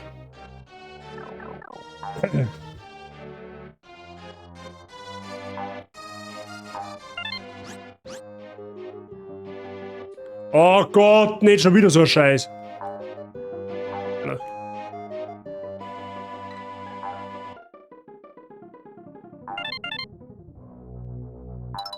Also da hätte ich jetzt alles verwettet, dass ich da mindestens 3 Mal runterfliege.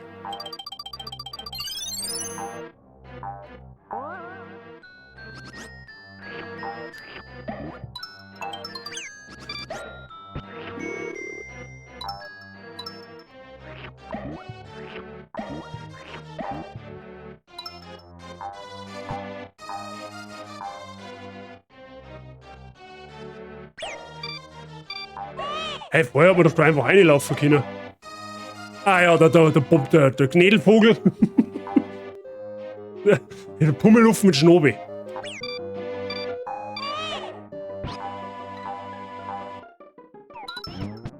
Den kannst du nicht mehr mit einem Ohr zusammenschießen.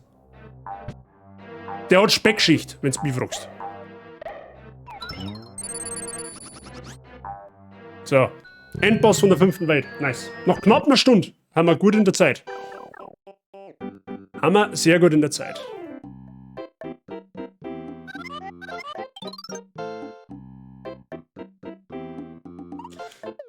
Werden wir mir da jetzt nicht auf den Mond geschossen? Ich meinte, der Bosskampf ist auf dem Mond.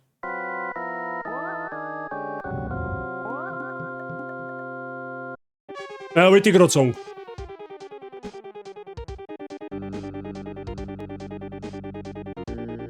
Die Frage ist, wie kommt der auf den Mond?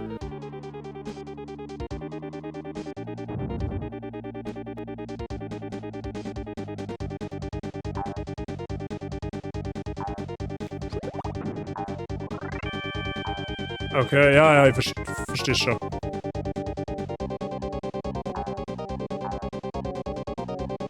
Jetzt muss ich gerade herausfinden, wie man den dazu bringt, dass er stehen bleibt.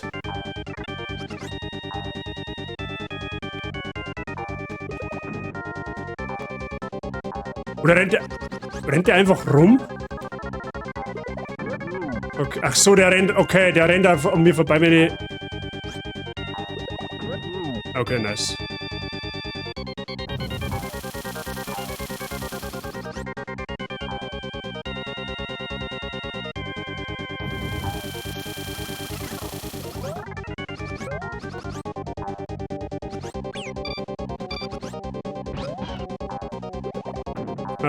Fuck, verfehlt.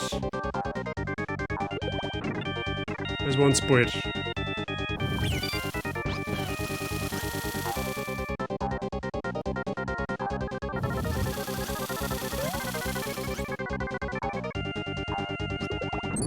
Nice. Okay. Ab in die nächste Umlaufbahn.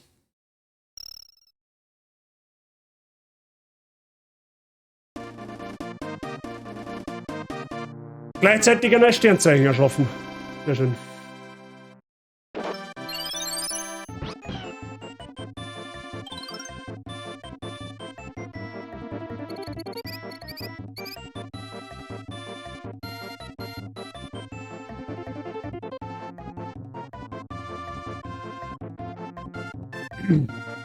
Danke dir, Cookie.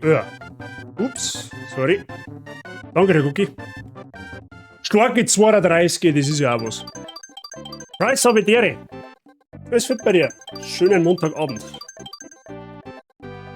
So. Finalwelt, Freunde. 8 Levels haben wir noch.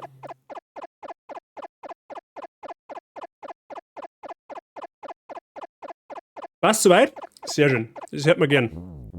Bei mir auch. Was für dicke Steine! Der. Grüß Savitere, das hätte ich jetzt nicht 200 Bits kosten müssen. Alles fit bei dir, schön, dass du einer schaust. Legst einfach mit 200 Bits ein und sagt einfach nur Deri. Danke dir. Merci für den Support. Was für dicke Steine! Mahlzeit. Option sitzt da drauf, der lässt sich 201 Bits kosten, nur dass er Mahlzeit schreibt. Option habe ich Deri. Merci, Leute, dankeschön. Jetzt kommen die besten Level. Mhm.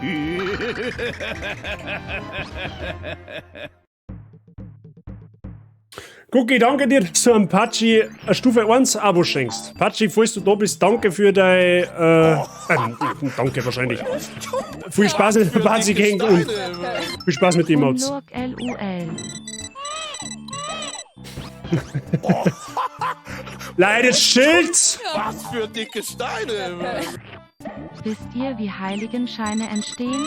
Das sind die schmutzigen Gedanken, die sich rasant im Kreis drehen. D. Was? Leid! Jetzt ganz langsam. Nein, ich komme schon wieder mal. Wisst ihr, wie Heiligenscheine entstehen? Das sind die schmutzigen Gedanken, die sie... da war wieder so eine Weisheit. Fichterli, danke für deine 100 Bits. Chris, merci, dass du mein Bot einen Sub schenkst. Das ist jetzt, merci dafür, aber das ist jetzt richtig bitter, weil du hast gerade meinem Chatbot ans abgegiftet. Aber Bot, falls du mich hörst, also viel Spaß in der Party und viel Spaß mit den Mods. Du wirst das zwar nie hernehmen können, weil du selber nicht schreiben kannst, sondern alles, was du schreibst, schreibst du durch mich, aber ja. Eli, danke dir für dein Sub. Ich muss mich konzentrieren. Eli, merci für deinen Sub. Viel Spaß in der Basis und viel Spaß mit den Emotes. Dankeschön. Leute, jetzt chillt's wieder, okay? Es ist nur Montag. Also meines Erachtens ist das weggeschmissenes Geld.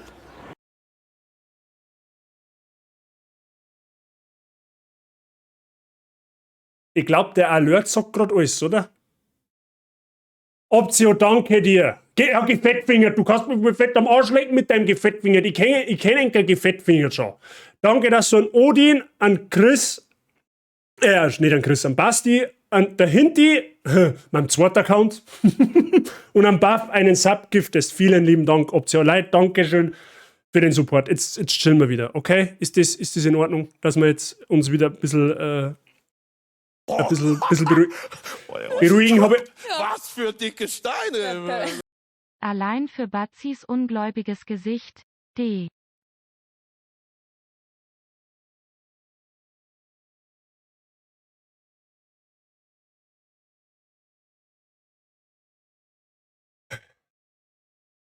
Mrs. Fichterle, wenn man 100 bezieht, dann...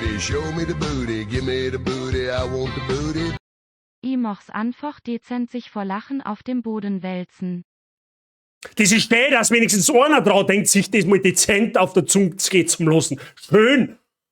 Mrs. Fichterli, wenn man 100 Bits steht, ist das eine. Aber 3 Nuller hinten dran, das ist mindestens eine Null zu viel, okay?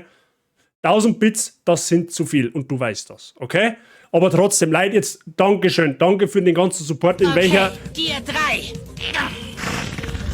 Was hab ich denn jetzt verbrochen? Was hab ich denn jetzt verbrochen? Warum?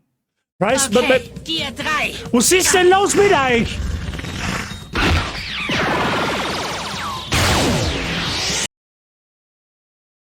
Was ist denn jetzt? Warum? Ist das erst seit meine 200 Bit so? Ist so ungefähr. Normalerweise macht Yassi immer Blutgrätschen, ja? Aber heute hast du eigentlich Blutgrätschen gemacht. Du warst dir zwar nicht bewusst, dass du Blutgrätschen machst damit, aber es war halt eine. Mit 2 gestreckten Füßen. Von hinten. Was für dicke Steine. Tut, ja. Leid. Der Zug ist groß für meinen Bahnhof. Das sage ich gar, wie es ist. Leid, Dankeschön. Price, danke für deine 3 Gifted Subs an den Captain Dev, an den Captain Fred und an den Kos. Willkommen in der Bazi Gang. Viel Spaß mit den Emotes. Das sind 2 aus der Monster Hunter Community. Und Marshall, danke, dass du an Hetzer, oder der Slippy Zero und der Venom. Habe ich noch nie gelesen. Ich hoffe, wir sprechen richtig aus. An Subgiftes. Danke. Was ist denn jetzt?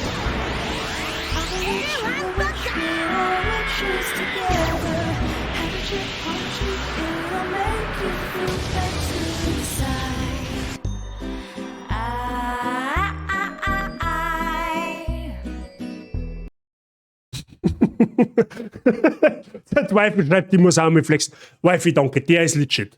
Okay? Der ist legit. Remix. Ja, jetzt haben wir zumindest einmal ich wollte eigentlich, den Alert wollte eigentlich für was anderes haben, aber das ist jetzt wurscht. Leider schön so alt. Bitte, ich möchte gerne, weil ich möchte eigentlich bis 8 fertig sein. That's what he said. Ja, der Zug war der. Ein blauer Spube nehmen wir auch noch mit, weil es schon wurscht ist. Luki, danke dir, dass du einen blauen Spube ans abgiftest. Und die herzlich willkommen in der Party und viel Spaß mit dem Mods. Leute, jetzt können wir jetzt bitte da weiterzogen. Ich möchte bis 8 fertig sein. Okay? Wir haben noch 8 Welten zum Spielen und ich glaube, dass das nicht unerheblich einfacher wird jetzt. Ja? Leute, danke für den ganzen Support jetzt. Ich weiß nicht, was denn jetzt da dabei denkt habt, bei Yoshi's Island, bei dem gemütlichen Abenteuer jetzt, so zum Eskalieren. Immer wenn ich das Gefühl habe, es beruhigt sich, dann ist eben nicht so. So, auf die ich weiß auch nicht. Nein, ich weiß nicht, was ich da habe, aber vielen lieben Dank dafür, okay? Danke für den ganzen krassen, kranken Übersupport jetzt in den letzten 5 Minuten da. Okay? Können wir uns jetzt entspannen. Mike, habe ich dir, abgesehen davon. Warum geht jetzt auch gerade deiner wieder nicht? Ah, du hast ihn falsch geschrieben. Option, stop it! Dicke Steine. Yoshi ist der Beste. Ja, das lässt mir jetzt so im Raum stehen, aber das muss dir nicht 1100 Bit kosten. Was für dicke Nimm's Steine. einfach für- Nimm's einfach an, für Nasentampons kleiner als 3. Du glaubst ja nicht, ernsthaft, dass ich mir freiwillig noch mit Nasentampons rein tue. Weil wir Ja, unter... hallo Kappa. Habe ich dir. Leute, danke schön.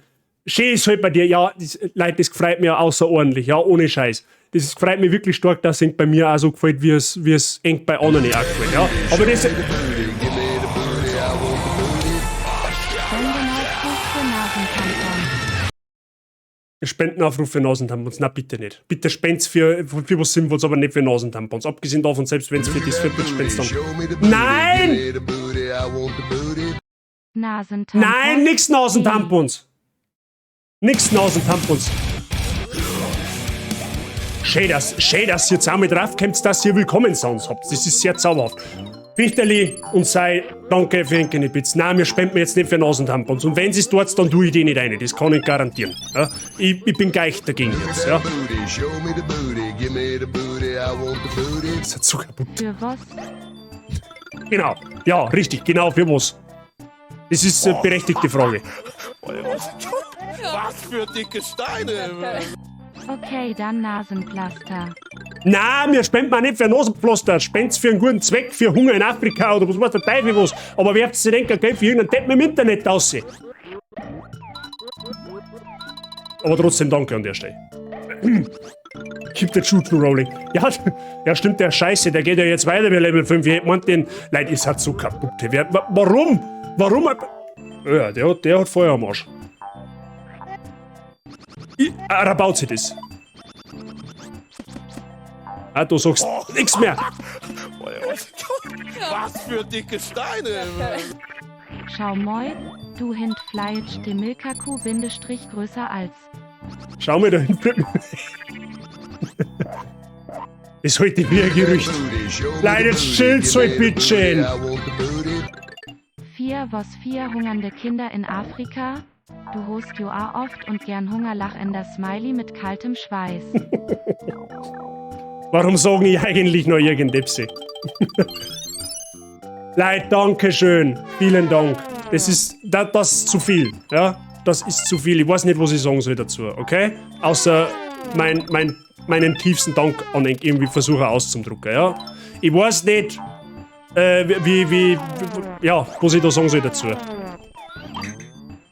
Macht mir nicht so ganz begreiflich. Trotzdem. Merci to your heart. Wie jetzt ein anderer Streamer sagen darf, an der Stelle. Der kalte Schweiß passt da sein. Spenden für Hunger in Afrika, sollte das nicht gegen Hunger in Afrika heißen?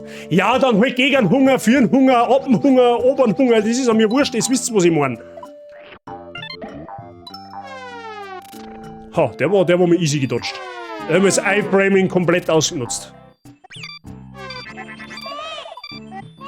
Da ist der. Oh Gott, jetzt weiß ich, das kann ich mich gar nicht mehr erinnern da jetzt.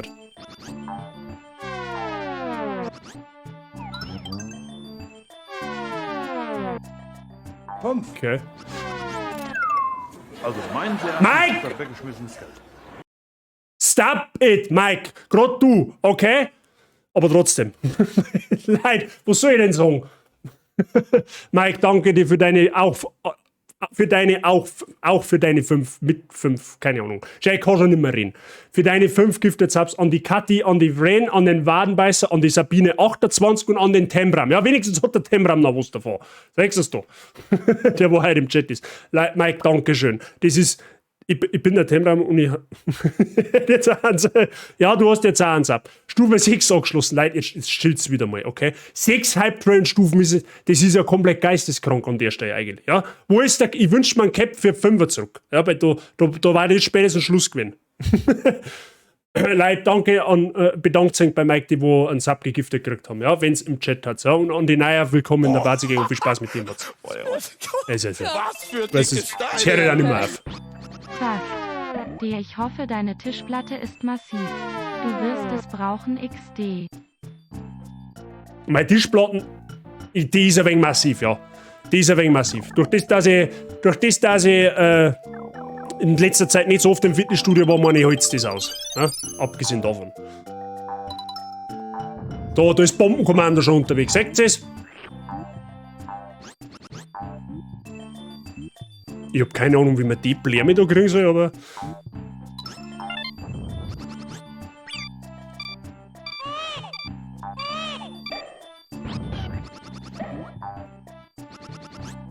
So, da ist zugesperrt, okay.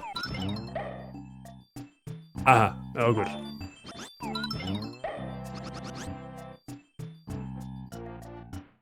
Oh. Ja, okay, da hätte man den Stempel durch. Mhm. Ja, können wir jetzt nicht mehr ändern, das ist jetzt passiert.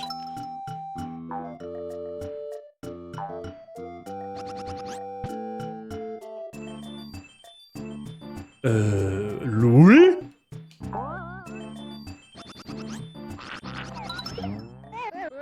Ah, ich hab's gesehen. Da muss man gar nicht nach oben. Kann man zwar, aber da warte. Okay, da war's nicht weitergekommen. Nehmen wir mal. Soll das eine Drohung sein? Fichterli und Drohnen? Geht das überhaupt? Ich glaube, das geht gar nicht. Fichterli. Oh nein, ist schon wieder so ein Kürbiskopf. Stop it. Was für dicke Steine. Wie jetzt? Kein Text dazu. Du bist jetzt gerade noch angegangen, Spotty. Du bist jetzt gerade noch angegangen. Habe ich die Ehre, abgesehen davon, mehr für deine 100 Bits.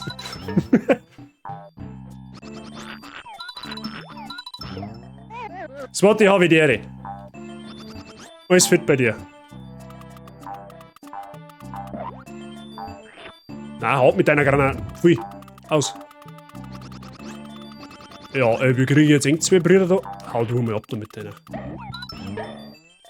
Ah ja, okay.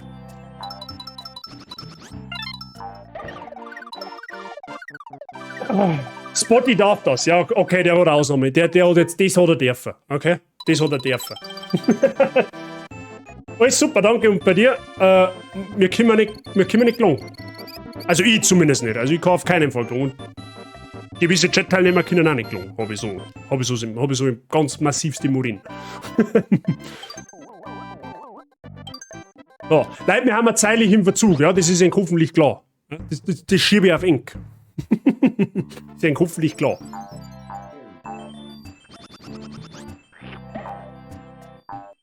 So, jetzt sind da schon Geister. Ja, super. Was hast du für ein Problem? Zufte. Look at that booty, show me the booty, give me the booty, I want the booty. Halbotenzialaubjupere, Otschkatzelschwurf, Difigiano. Nur ein Teil der Wörter de Nuer Dialeltler kennen lachender Smiley mit kaltem Schweiß. Nein, du hast halt für deine Verhältnisse mehr als genug zu deinem Titel beigetragen, ja? So viel sei gesagt, ja? Dazu äußere ich mich jetzt nicht, außer als, dass ich danke so für deine 69 Bits. Unter anderem. Hau du jetzt einmal ab, ha? Sagst das halt nicht, dass ich gerade beschäftigt bin, du Schwellschädel. Fix nochmal. Was für dicke Steine. Iridiridi, Was für Ding? Was? Irritiert? Was? Angel, den verstehe ich nicht.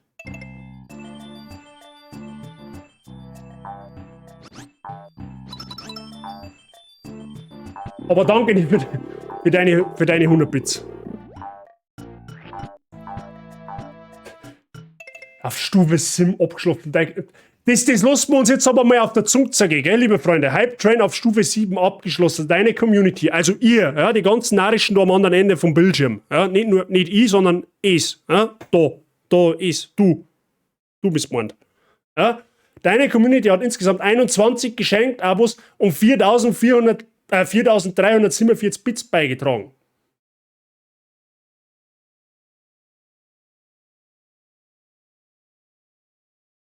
Ich verstehe die Frage nicht, ehrlich gesagt. Aber die Art und Weise, wie sie es vorgelesen hat. Ja, an der Dialektik müssen wir noch ein bisschen arbeiten. Ja, wenn du die Styropormauer zusammen hast, ist das das eine. Aber wenn du auf mein Baby gehst, da kriegen wir uns fein, gell? Du Hobbykämpfer da. Haben wir die Idioten überhaupt? Ah, da macht ein Roundhouse-Kick gegen mein Ei. Ja, toll. Schön. Ja, super. Das ist zauberhaft, dass man den nicht killen kann. Zumindest weiß ich gerade nicht wie. Aber mehr Sternl haben wir gut. Nicht mit dem Monat ist gesehen. So kann man es auch sagen, ja. Dankeschön dafür, dass ihr einen Monat länger im Internet seid darf. Na, aber Leute, seriously, vielen, vielen lieben Dank für den Krankensupport, okay? Also, ich weiß, dass ich da oft nicht wirklich was sagen kann dazu, weil das einfach für mich immer nur geisteskrank ist, wenn das passiert. Aber es darf nicht sicher sein, dass ich das sehr, sehr schätze, was ist da. Aber es könnte nicht sicher sein, dass ich das sehr, sehr zu schätzen weiß, was da passiert, okay? Dankeschön. An jeden Einzelnen von euch. Auch die jetzt da vielleicht nicht an der Eskalation teilgenommen haben, aber es gehört auch mit dazu. Ganz einfach. Sei gesagt. Bazi Gang for the win. Ganz einfach. Mehr habe ich da nicht zum Sagen. Punkt. Enough said für heute, okay? Hey, ich glaube, der Zug ist gerade. Das kann durchaus sein, der ist. Alter, was ist denn? So, mein Haupel hat sie nicht ganz dicht, oder was? Die spielen einfach mit einem Urstor. Die spielen Geowatz-Tennis, habe ich mir gehört. Das war Geowatz-Tennis, was die gespielt haben. Die Rückhand war weit zauberhaft, das hätte ich gern. Ja, freilich, ist eh klar. Und wenn du deinen Kopf zumachst, hä?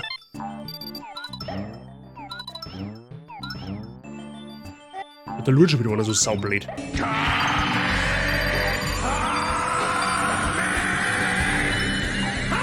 Wer ist denn das jetzt schon wieder?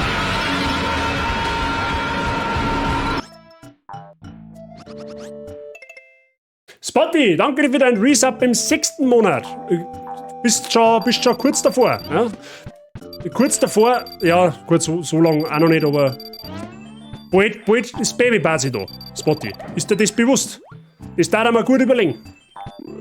Danke dir für deinen Resub. Weiterhin willkommen in der Basis-Gang und viel Spaß weiterhin natürlich mit den Emotes. Du mein Baby herhörst.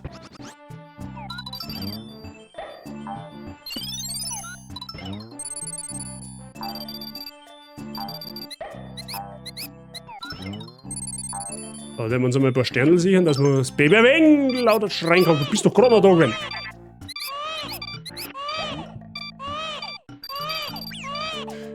Oh. Ach, da kann man stampfen auch, dann werden die auch betäubt, oder was? Ja, ich möchte es ehrlich so gar nicht ausprobieren. Ja, schon haben die 30 Sterne wieder weg, sehr gut.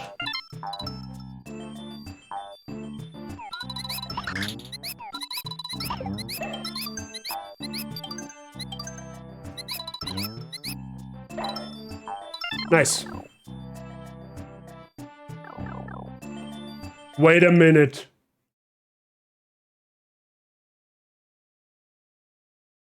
Alter, jetzt zeig ich's grad erst.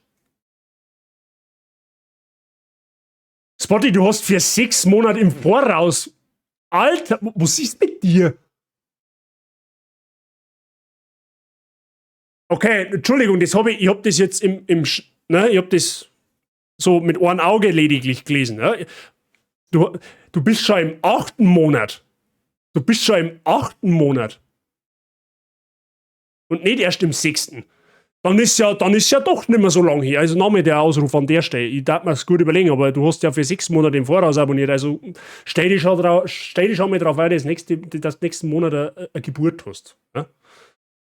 Also, ich weiß nicht, ob du dann gefallen da hast damit, aber Spotty, danke dir. Entschuldigung, ich hab das falsch gelesen. Das tut mir leid, das war keine Absicht. Das hast du auch gemacht. Seriously? Weil ich muss das vielleicht einmal ein bisschen besser lesen, was da steht. Das ist jetzt nur was gestanden von 6 Monaten und dann... Ja, genau. Okay. Also ein halbes Jahr im Voraus sappen, Mr. Spotty, das... Respekt. Alter, wo kommt denn jetzt der Sapp her? Kat, ich frag bitte einfach nicht. Bedank dir einfach beim Mike oder wer dann auch immer gegiftet hat, ich weiß nämlich nicht mehr. Nimm's einfach an. Du kehrst jetzt zu den Geschubsten, ob's du magst oder nicht. Also offiziell zu der Bazi Gang, ja, ob's magst oder nicht. Du musst das einfach annehmen. Und ja, kein Kommentar. Ich sag da kein Kommentar dazu, aber habe ich dir an der Stelle.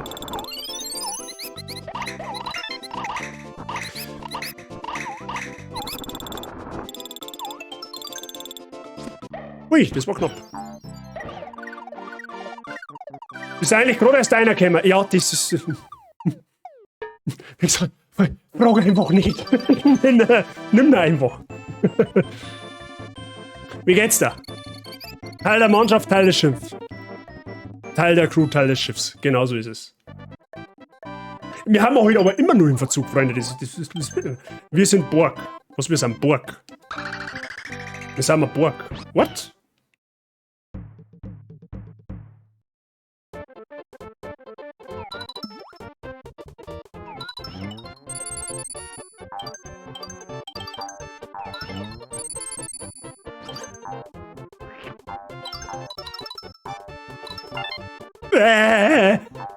Pfui-Teufel. Doppel-Pfui-Teufel.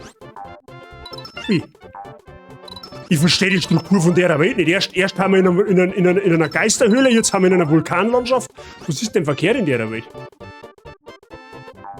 Satz aber bitte nicht alle so geschubst wie ich. Sei, da tut man das, meine, das, da, ja, das meine, also dein Titel, meine, rennt dir so schnell keiner ab. Ja? Also zumindest habe ich bisher noch keinen kennenlernen dürfen, der das annähernd auf das Level bringt. Ja? Dass wir alle ein wenig einen Dachschaden haben und auch alle irgendwo den gleichen Dachschaden haben, das ist ja wohl bekannt. Ja? Das braucht da keiner bestreiten.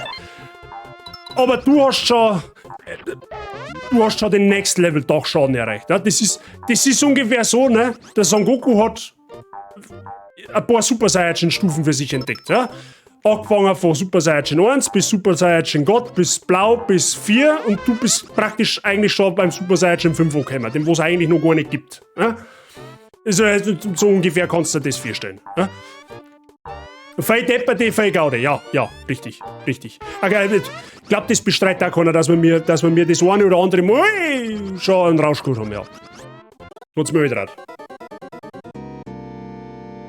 Dachschade oder Psupfer sind wir schon 2 Kilometer im Vorsprung. Ja, oder, ja.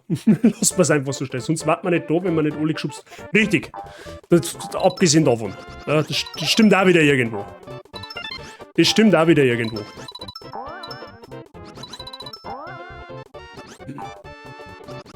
GSC hupst. Mhm, ja. So ungefähr. Habe ich nichts hinzuzufügen. Wir haben einmal gesagt, geschubst sein ist ein Virus, für den es keine Heilung nicht gibt, aber der ist positiv.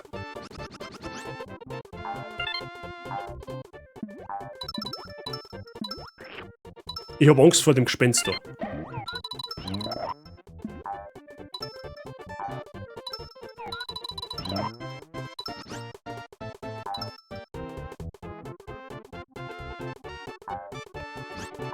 Ich hätte jetzt einmal vermeiden, in eins von den Dinger rein zum Laufen.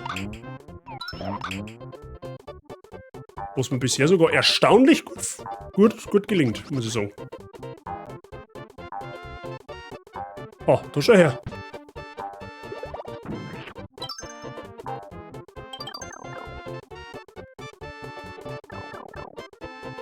Einen Rausch hast du am Wochenende gehabt. Und da bist du heute fit. Respekt. Mr. Optio, Respekt. Wenn ich am Wochenende einen Rausch gehabt hätte, hätte ich heute nicht streamen, wahrscheinlich. Ja, weil da ging es mir noch drei Tage schlecht. Mindestens. Alter, wer hat denn das Level-Design? Was war denn das wieder für ein Vollschuss? Unheilbar geschubst, ja. Ja, was das angeht, haben wir alle unheilbar geschubst, aber das ist, also, ja, bei deins ist halt auch ein Stadium. Das ist noch nicht so erforscht. Da kann man nicht wirklich was sagen dazu. Du musst das eh nicht mehr, wie es ist. Achso, das ist wieder der Oberbaseballspieler, der wo einfach ein Urgestein-Ding wegschießen kann. Super. Ich will doch nur die Blärme haben, chill.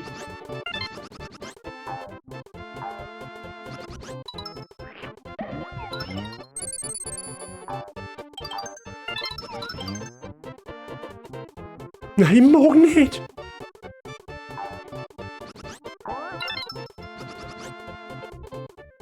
Oh, chill.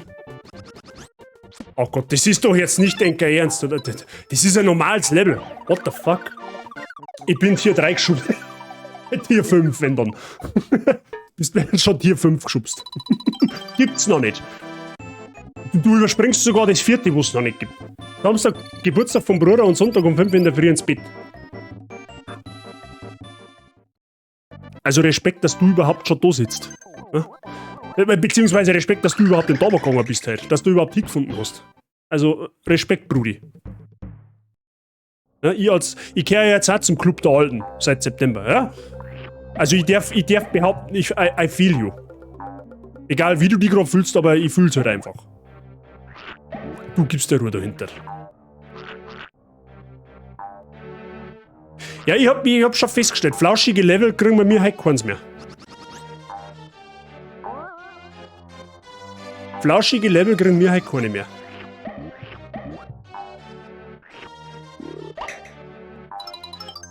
Nur die Blämme.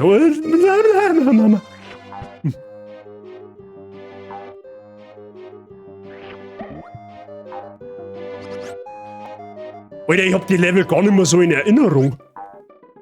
Gut, ich hab Yoshi's Island das letzte Mal vor 20 Jahren gespielt, abgesehen davon. So gefühlt. Wie kann ein Geist Kinder kriegen, ist die Frage. Ja, nein, die Frage möchte ich gar nicht wissen.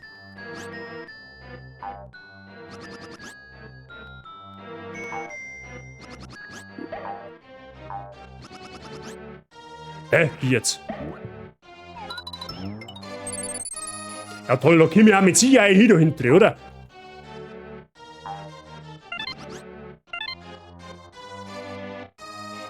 Eine Spooky Techtel. Ja, und wie schaut das aus? Gut, ich bin halt aber auch selber zu schuld, wenn ich so saudumme Fragen stelle, oder?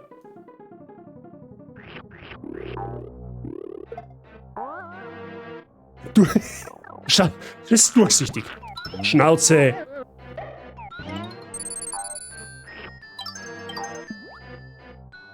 Geistesnuss-Nubes. Ja, sieh, kann man mit einem Sensenmann ein Techtelmechtel machen? Diese Frage, glaube ich, haben wir letztes Mal gehabt, oder? Also, da ist jetzt zugesperrt, oder was?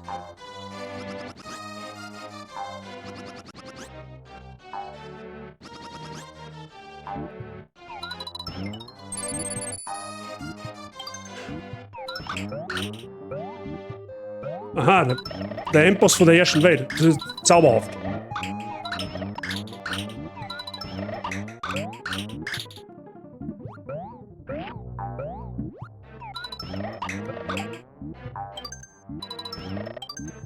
Ich möchte ja meinen Fleischkopf.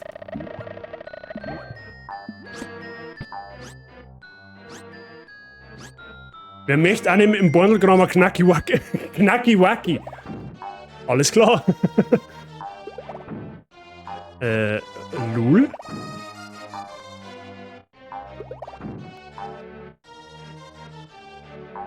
Okay. WTF? Ja, okay, mit dem Knick in der Optik und dezenten. Aber nur einen dezenten. Ja? Keinen aktiven, aber. Mir ging's dann auch ziemlich gut. Gasmaß 3/4 von den 0,7. Was?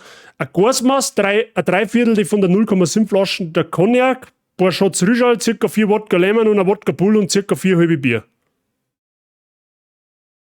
Wann war ich im Krankenhaus?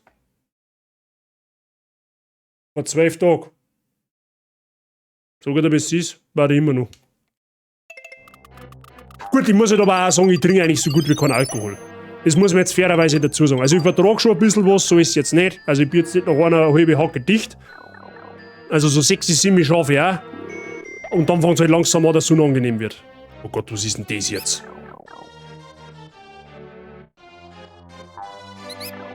Ah, da war der Pfeil nach links. Ah, da ist wieder der Pfeil nach links. Okay.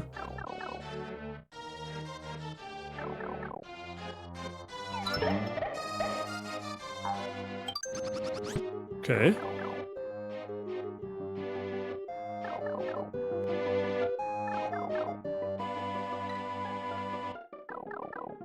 Ja, der Respekt, das ist schon eine sehr starke Menge. Wie jetzt? Scheiß auf die Bläme.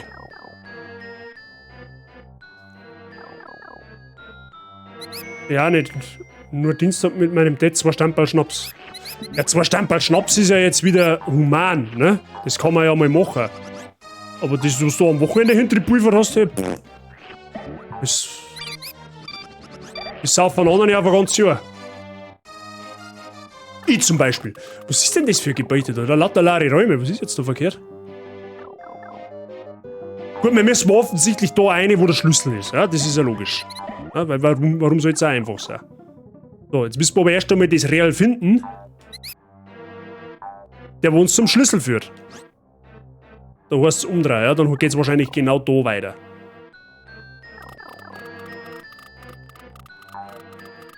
Auch nicht, weil wir da rausgekommen haben. Okay.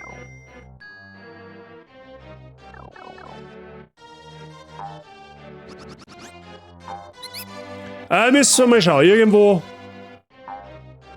versteckt sich das schon. Wollen wir jetzt da schon hören? Ich glaube schon, oder? Ah, tatsächlich noch nicht.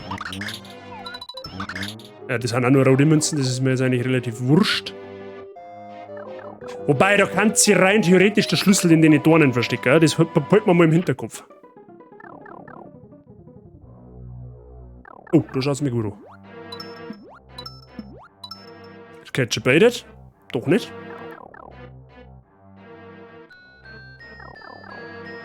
Ja, die Schlüssel, die Suche nach dem Schlüssel. Die Schlüssel nach der Suche. Das schaut mir gefährlicher an, ja. Da kann man. Da wird bleiben. Da könnte es sein, dass da vielleicht nicht weitergeht, weil da, das war ein wenig eine gefährliche Passage, wenn du mich fragst. Ah, da schau ich. Ich hoffe, ich habe nur Eier dabei.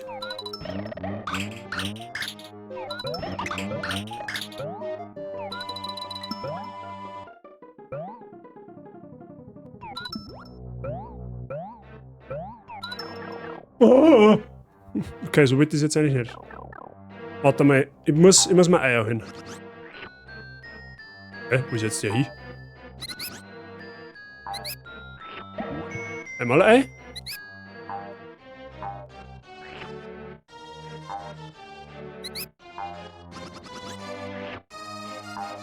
Es verarscht mich! Jetzt halt. So.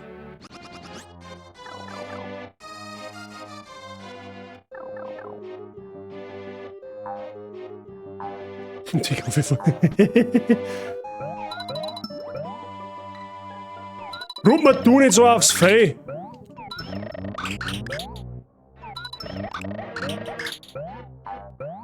Ja, okay, mit Ohren. So, mal schauen. Ich glaube, dass wir den machen müssen, tatsächlich. Jetzt pass auf, gibt mir da unten irgendwo Eier? Ist die Frage. Ah, da geht's auf alle Fälle schon mal nicht nach rechts. Das ist schon mal ein guter Hinweis. Jetzt siehst du es da. Ja, dann ist es aber klar. Dann müssen wir auf alle Fälle das Schleimviech da mitmachen. Das glaube ich, da führt kein Weg drauf vorbei. Den müssen wir irgendwie mit 5 Eiern müssen wir den zusammenschießen. Müssen wir Spiegeleier aus ihm machen, quasi. Wenn du mich fragst.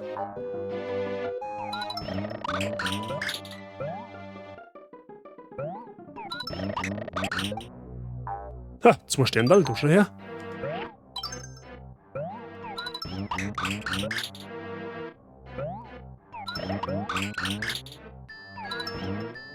Wie jetzt? Da ist er invincible? Ja, toll.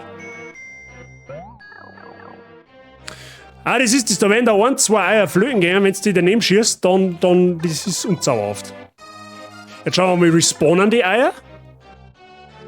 Ja, die respawnen, okay.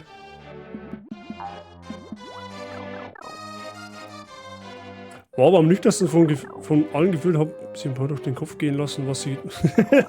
Die waren quasi ungeübt, oder wie soll ich das verstehen?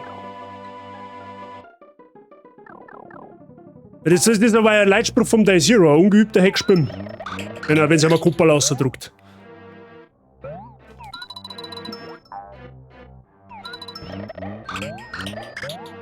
So, jetzt pass auf, wir müssen das. Ah, jetzt haben wir noch 3 Eier. Wenn wir jetzt die nicht komplett ins Licht schießen, dann... Wow! Da war vorher aber dann auch nicht mehr viel angegangen. So, da haben wir einen Schlüssel. Sehr gut. Weiter geht's. Da wollen wir das schaffen.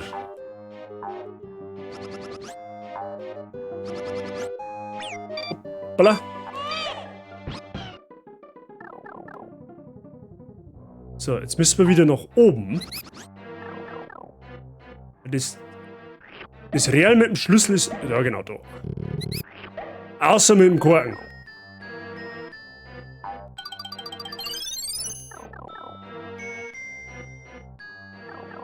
Ja, endlich wieder Licht. Oh Gott.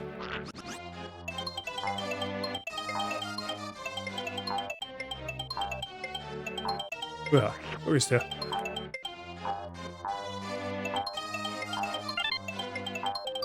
Ich hab mir jetzt schon in der Lava gesehen.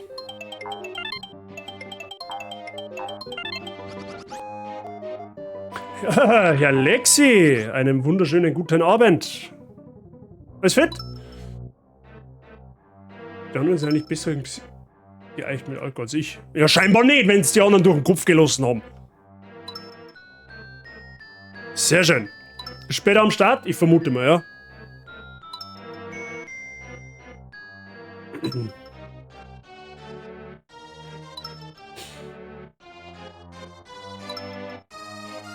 Ja, genau. Wahrscheinlich schon, okay. Nice.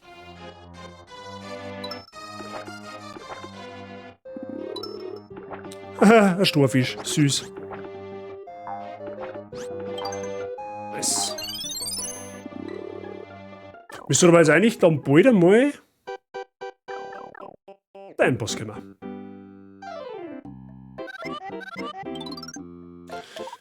Okay, letzter Zwischenboss.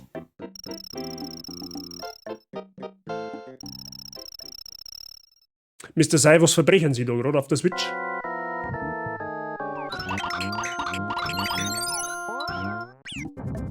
Autsch. Der ist unflauschig. Ja, der hat einen Stachelknädel.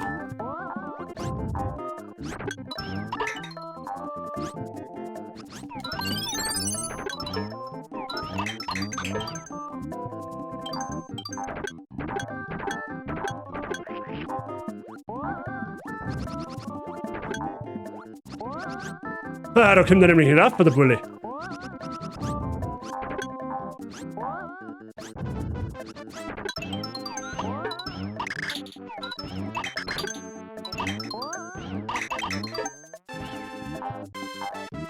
Der soll aber eigentlich sterben. Ah! So, am Brand noch hängen geblieben. Hat's gleich.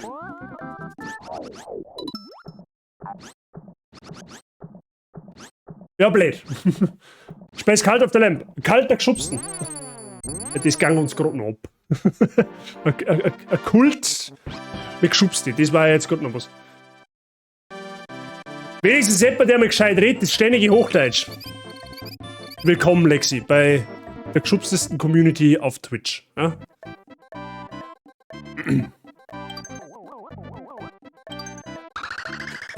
Fichterli, weil es mir gerade einfällt, hättest du nicht eigentlich heute auch gestreamt? Oder täusche ich mich?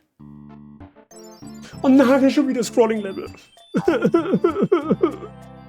Ich muss doch fertig werden. Wie, jetzt ist ein Eiszapfen in einer Vulkanhöhle. Mr. Herbert, einen wunderschönen guten Abend. Wie geht es unserem Chefkoch? Hab abgesagt, war später heim. Oh, okay, ja, die Info ist mir wohl entgangen. Setsch.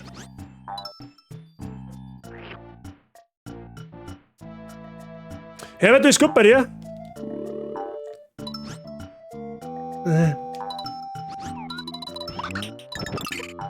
Wenn wir mal im Zweifelsfall die ganzen... Warte mal, kann man denn... Ach, mit Feuer kann man nicht überschmelzen, nice.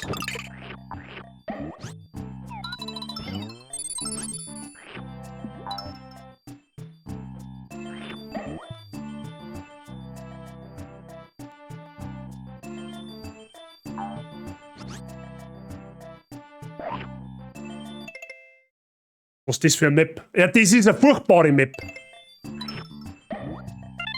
Was doppelt? Halt besser, ja, tut's gut. Also das heißt, es geht da gut, sehr gut. Das ist auch das Wichtigste, das wollte man hören.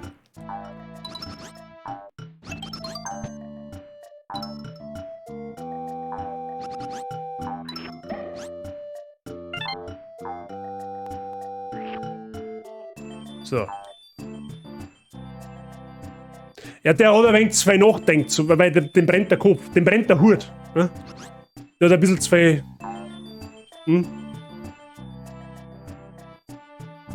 Oh Gott, die Map, ey. Also, wer sich Scrolling-Level ausdenkt hat, das waren lauter Sadisten, hundertprozentig. Also, einen Normalsterblichen fällt ja sowas nicht ein. Wenn du mich fragst.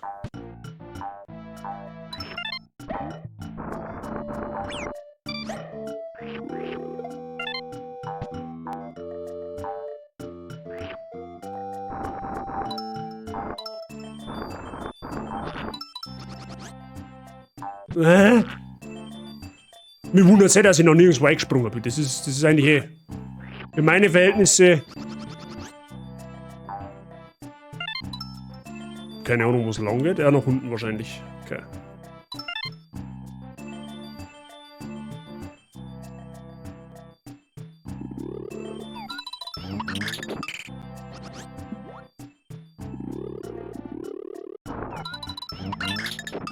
So, mit da ist Zapfen überschießen, die wo überhalb vom Lava irgendwie existent haben. Keine Ahnung, was für Physik das da herrscht, aber nehmen wir jetzt einfach mal so mit. Eiszapfen in der Dampfsauna. Sehr, sehr zauberhaft. Ja, freilich, weil ich da jetzt halt auf dem Storo balanciere. Habt ihr sonst noch irgendwelche Vorstellungen?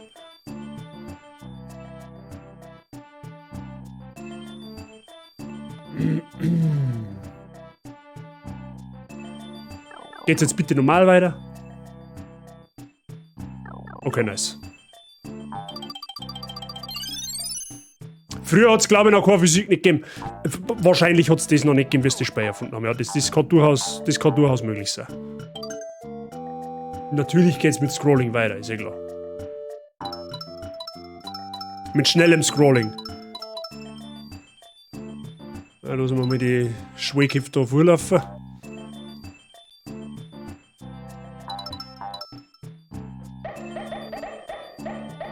Stiefel OP!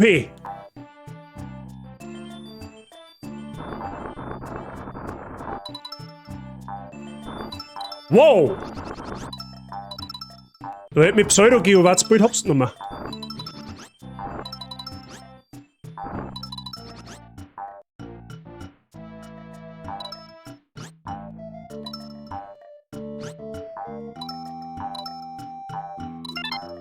Yay! Wow, Scrolling Level ohne zum Sterben. I'm impressed. Ich hab mich verbessert. Ein bisschen.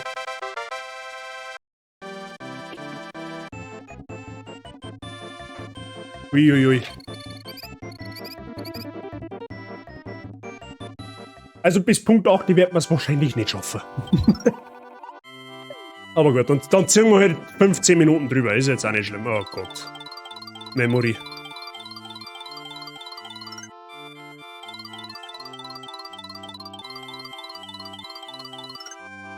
Ich bin der schlechteste Memory-Spieler, das müsst ihr merken.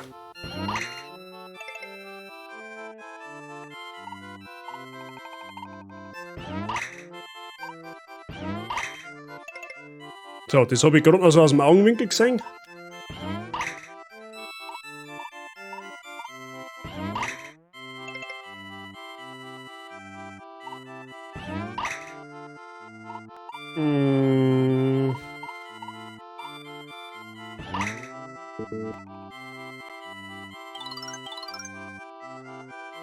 Der rote Mann war da. Ja.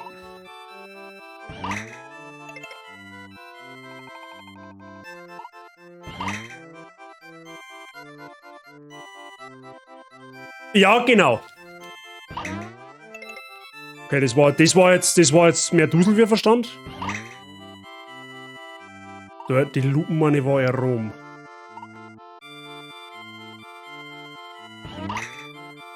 Okay, nice. Wow!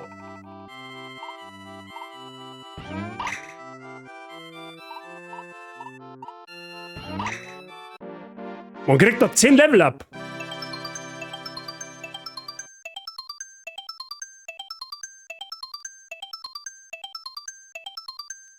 Okay, als schlechtester Memory-Spieler EU West. Nimme. Nimme. Ich hätte vielleicht gesagt, dass ich einen, maximal 2 Paare habe, aber das ganze Bredel lösen kann. Wobei halt ein Schuss war ins Blaue. Ja? Und der vorletzte eigentlich auch. Können wir gerne mal hören, ich hab Munchkin Memory.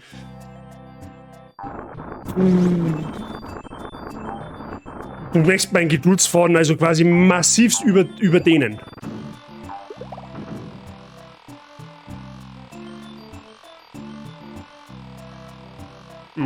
Musst du den Schlüssel holen, okay?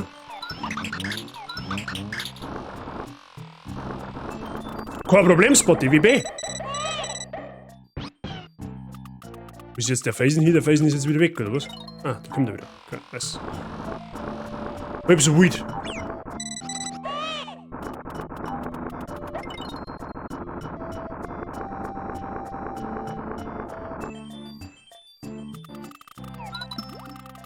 Alter, die Flammendinger, die haben garstig. Ja, wir haben eine Memory, schau mal, bei meinen Schwiegerlei gespielt. Und ich bin da so grottig gewesen. Also meine Schwägerin praktisch, die hat das voll drauf. Aber ich bin da so schonungslos schlecht in dem Spiel. Also das ist wirklich schon mehr wie grottig, also muss ich wirklich sagen.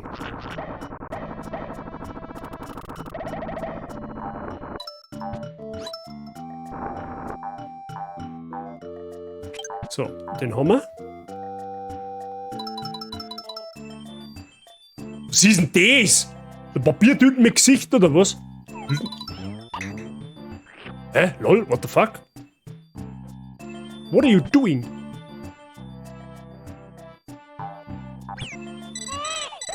Okay, freundlich ist er aber auch nicht.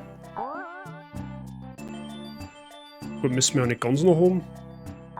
Das langt uns. Ja gut, da war halt jetzt ein Sternenkreis gewesen. Ja gut, ist egal. Da finden wir schon noch mal an.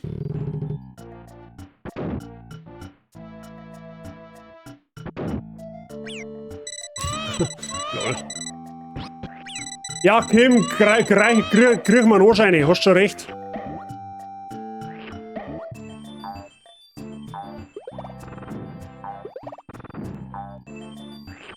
So, was ist da?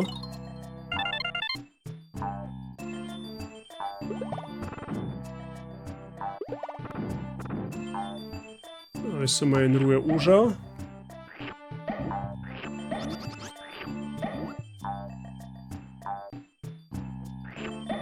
Aha, da kommt ein Kämpfer oder was?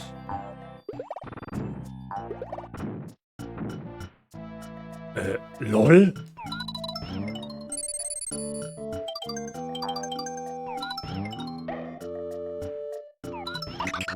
Oh. Das ist auf alle Fälle mal ein Tier, okay. Da ist auch ein Tier.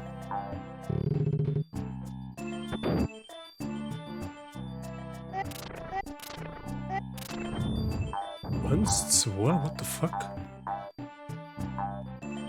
3? Hä? What the fuck?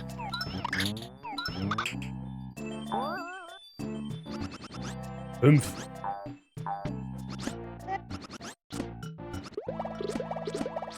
Okay, warte mal, ist zwar müsst ihr mal da weg, weil sonst.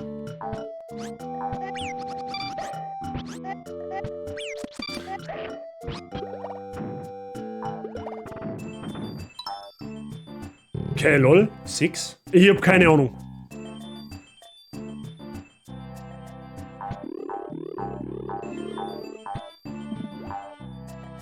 Okay, da auf und dann da um. Ach, da kommt man da bei den einzelnen. Oh Gott. Man muss die richtige Tier finden.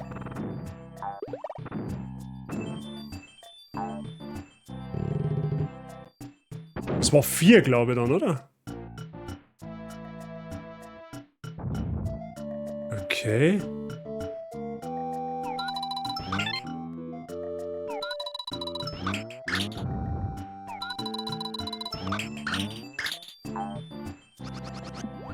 Okay.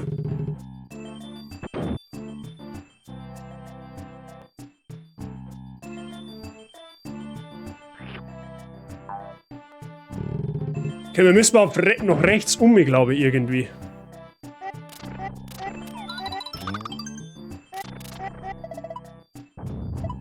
Okay, da geht's ja dann nicht zurück. Jetzt pass auf.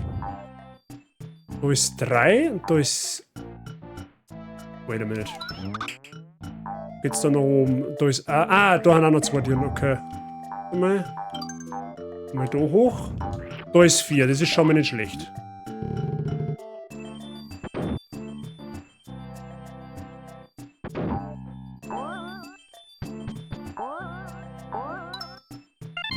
Okay, ich glaube, das war uns zweit. Fuck.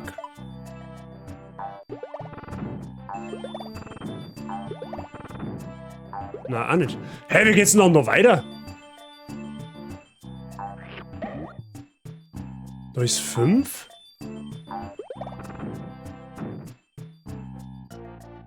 Hey, check's grad nicht.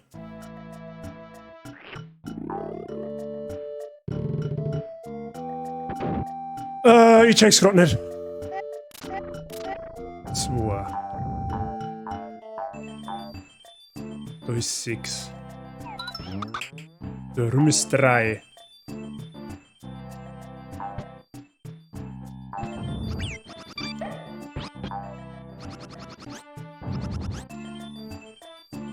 Okay. So, nicht zurück. What the fuck? Also, so ganz habe ich jetzt nicht verstanden, wo wir hin sollen. Also, ich habe den Sinn von den Tieren verstanden, aber ich habe nicht so ganz verstanden, wo wir eigentlich hin müssen.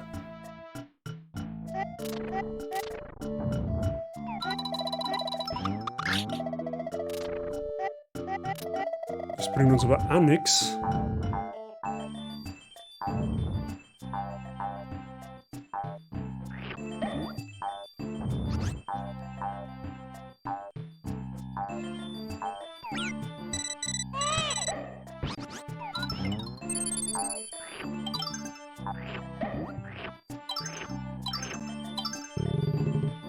Okay, let's see.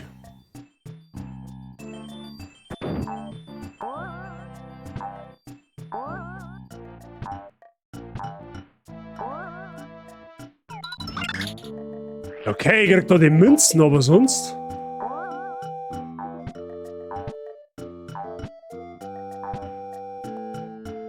Okay, in dem Level hänge ich jetzt.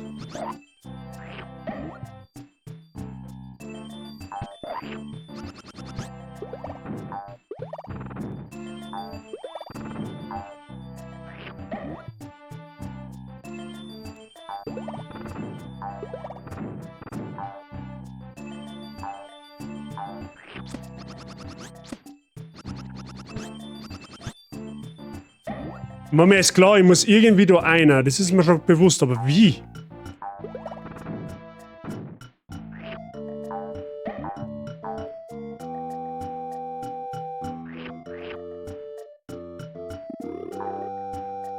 Aber wie ist die Frage?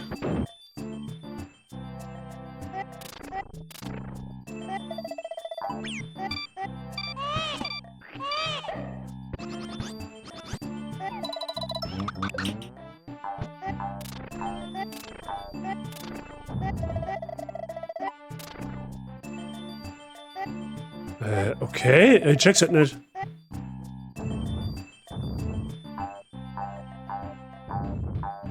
Irgendwo sagt mir, dass der Geist da... Irgendeine Rolle spielt. Der Mario hört sich komisch an. Ja, durchaus, wo ist denn der jetzt?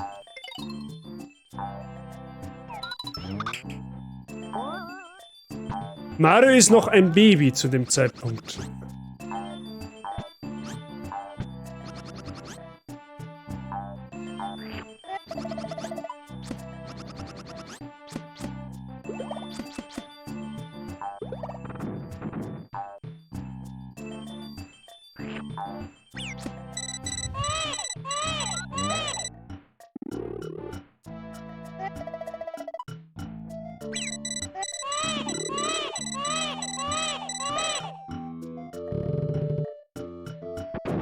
Das ist die Navidischen von Mario. Ja, genau, hier bin ich. Ja, aber... Hä? What the fuck? Oh, wait.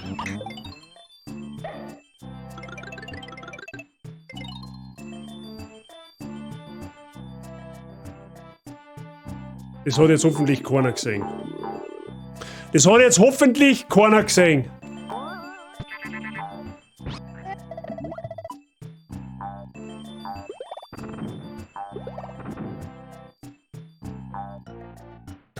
Oh lol. Ja, und jetzt geht der Schlüssel ab. Wie kriegt man den Schlüssel jetzt wieder? Ah. Ja, okay, immerhin. Moment.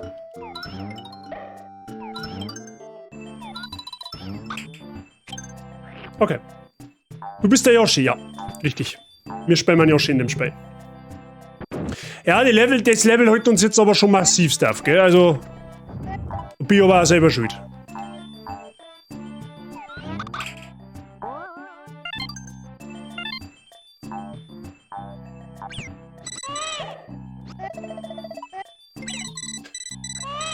Boah, Alter.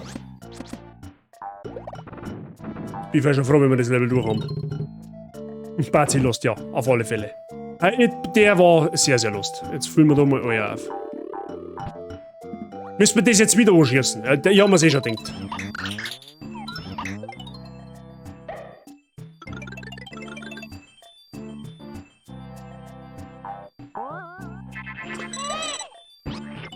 Schon langsam, das Geschrei von Mario ist langsam ein bisschen penetrant. Ach, Herrgottsseele. Ja, lang nur hat's dauert. Lang nur hat's dauert, der Scheiß jetzt.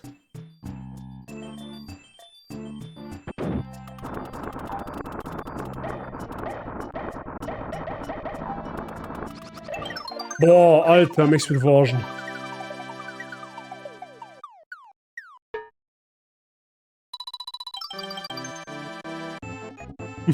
Danke dir.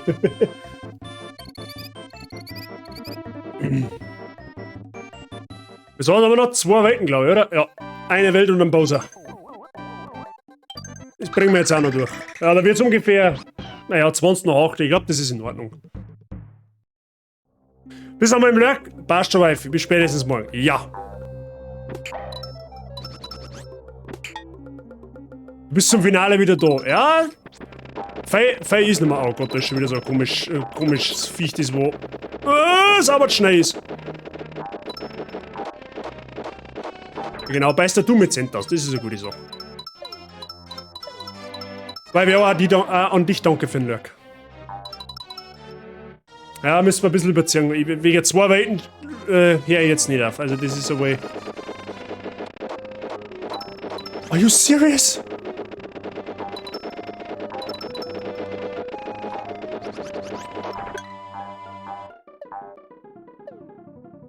Das letzte Level hat sich ein bisschen gezogen, weil da war ich einfach kernlost in dem Level. Aber es ist eigentlich recht gut gegangen bisher, für meine Verhältnisse.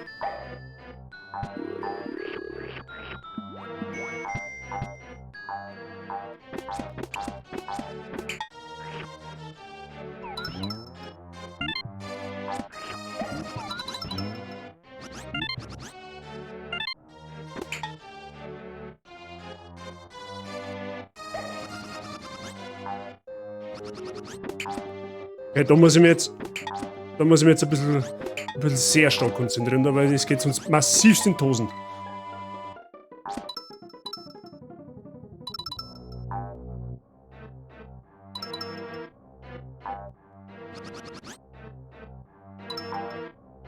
Scheiß auf die Blume.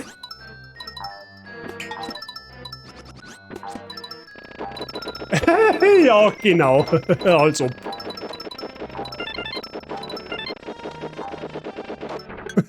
But fuck you.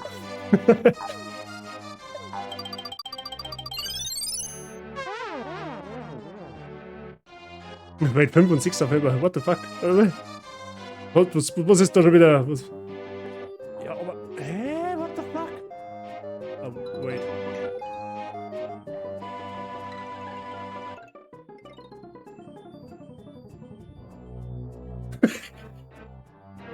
Das hat jetzt hoffentlich keiner gesehen. Das hat jetzt hoffentlich keiner gesehen. Nice. Nice Clip, Fichterli. Ja, man muss sowas auch mal für die Nachwelt aufheben können, ja?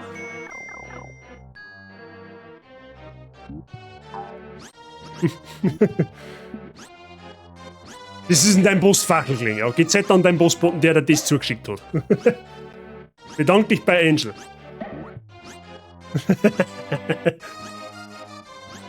Danke, Angel. Der Angel war quasi der Postbot. Sehr gut.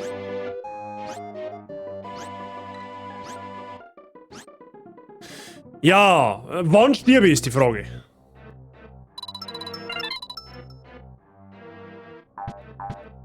Okay. Jetzt soll ich da noch balancieren. Ah, ist das dein dummer Ernst, oder was?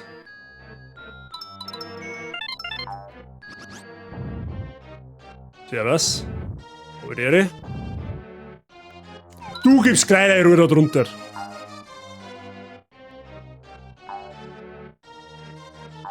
Okay, lul.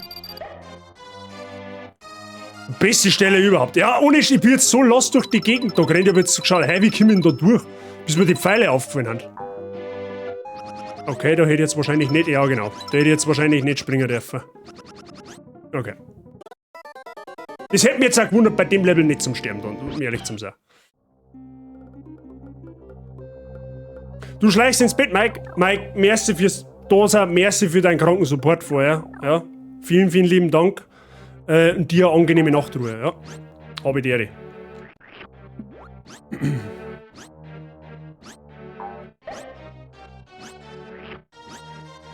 So, was ist jetzt da? Was ist jetzt da? Der fällt dann da eh ober. Dann Stacheln. Oh, leck mich am Arsch.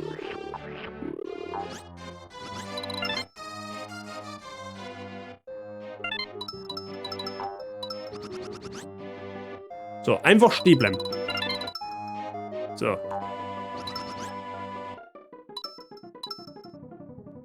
Das war gekonnt, Mr. Gucke, ja? Das war können. Das war geplant.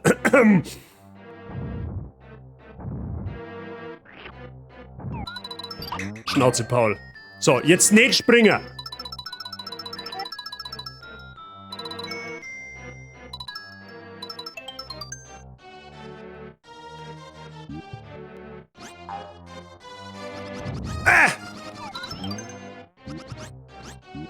Okay. Du gibst Afterstay deinen Frieden.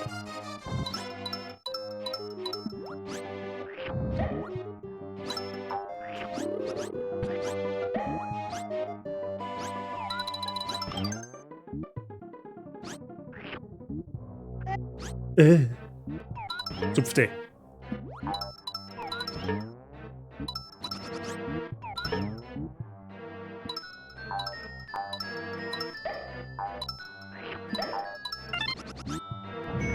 Na, ich spring da nicht auf, das kannst du voll vergessen.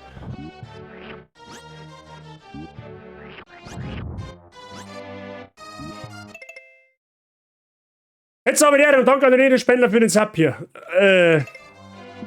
Herzlich willkommen in der Party-Gang. Viel Spaß mit den Mods. Du bist jetzt geschubst. Ob's du magst oder nicht. Bitte schau mal ab damit. Okay, Sternkreis OP. Da geht's ja noch weiter. Ich bin jetzt... Ja, okay, ich bin jetzt einfach mal so frech und behaupte, dass es so weitergeht. Da war voll das heftige Secret. Schau ich aus, als da die Secrets kennen in dem Spiel?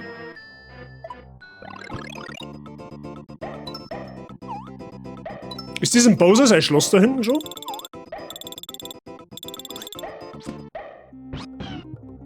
Lul.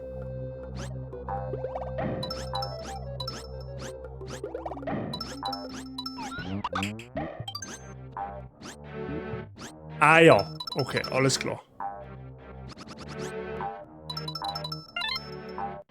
Okay, wait.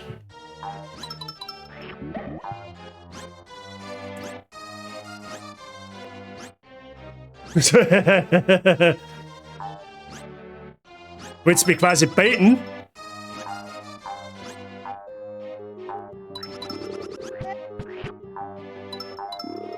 Die Level werden jetzt mittlerweile, oder was heißt mittlerweile, die haben jetzt mittlerweile echt verzweigt. Aber ich suche jetzt einen Weg, im Weg des geringsten Widerstands, okay? Ja, genau. Du mein Baby her, weil sonst hat's die. Aha. Toll, hättest du die nicht da oben sagen können?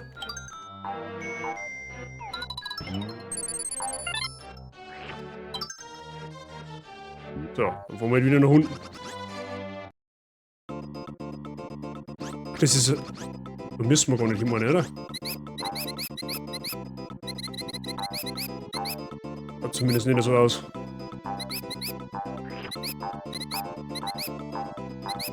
Lol.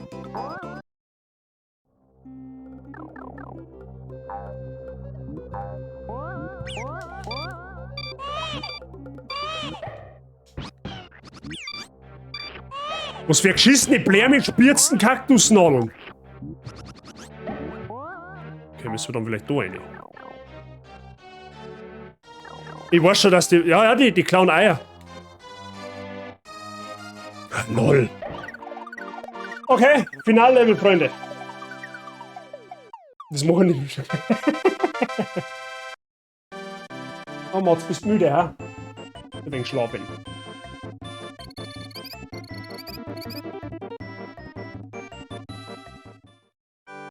So. Bowser Time. Gleich, zumindest. Ja, haben wir nicht ganz fertig gewonnen. Auf 8. Oha.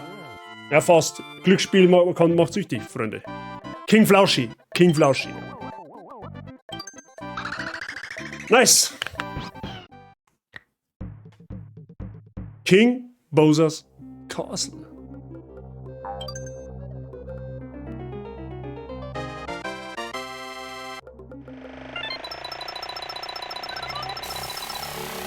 Hey, das ist unfair mit deinem Formel 1 Motor. Was ist denn mit dir? Mach auch so ein Nimbus 2001. Ich hätte vielleicht die Sprechblasen einsammeln sollen. Ja, Kim, das ist halt aber auch geschert, der Nimbus 2001. Also, da bin ich mit meinem Helikopter aber komplett im Nachteil, gell? Wow, eine Brenn braucht's auch. Und zwar ganz dringend.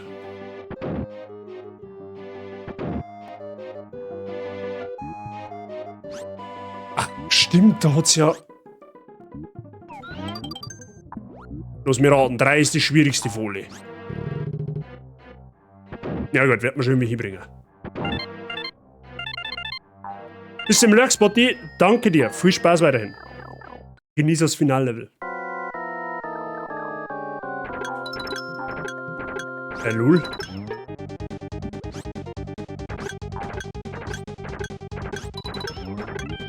Schnauze, Paul!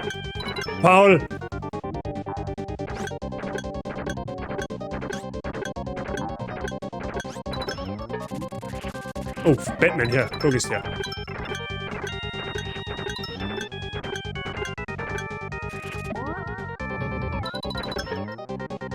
Warte mal, den kannst du gekonnt aus der Luft fischen, oder?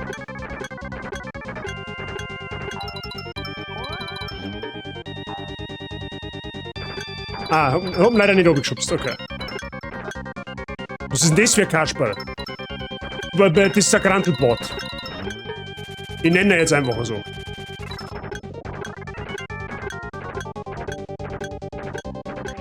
Das war vorher der Zwischenboss.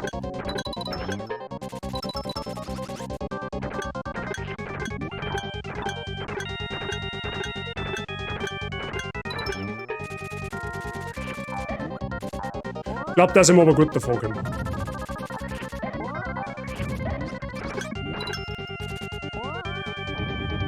Hoffe ich zumindest. Einfach mal komplett ins Nix schießen. Das hat schon geholfen.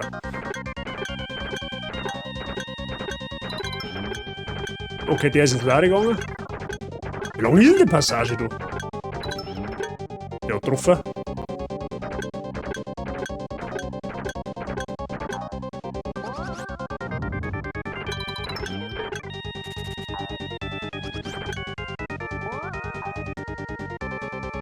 Jetzt glaube ich, ist er sogar oben gesprungen. Oh, oder auch nicht. Okay. Ah, da ist er wieder.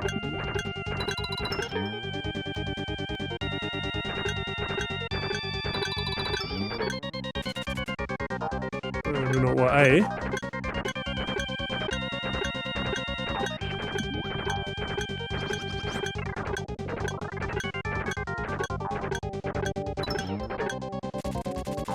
Nice.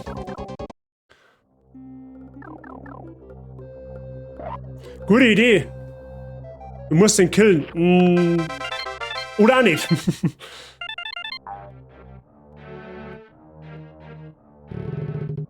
Aber an das habe ich, also, gibt ja 3 verschiedene, also 4 verschiedene, also ich glaube, bei Super Mario, meine, gibt es 8 verschiedene, Tore, die wo du gehen kannst. Oder waren es 6? 6 oder 8?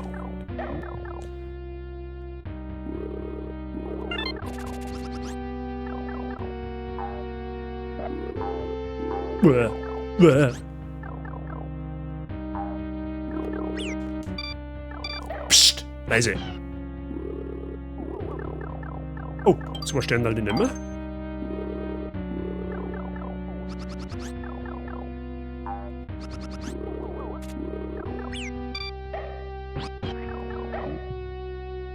Ich weiß gar nicht. Okay, die Hexen kannst du quasi nicht angreifen. Gut, nice.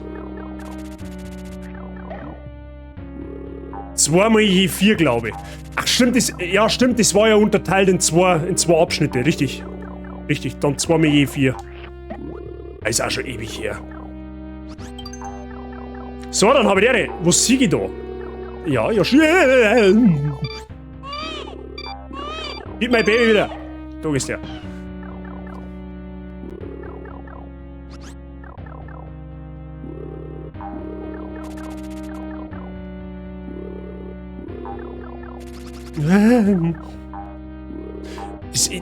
Das Ding, ich habe die Dinger da schon so ewig lang nicht mehr in Erinnerung. Also, dass die so krass lang sind. Gut, der Sternenkreis, der hilft uns ja schon mal. Das heißt aber praktisch, dass wir jetzt einfach kurz vor der Tür sind. Wahrscheinlich. Ja, okay.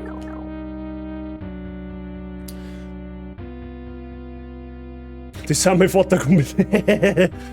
Ja, du bist pünktlich zum Finale von Yoshi's Island.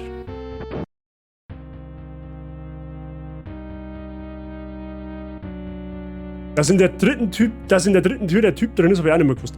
Ich kann aber auch nicht mehr sagen, was in die anderen 3 drin ist. To be honest. Yeah, Baby Bowser.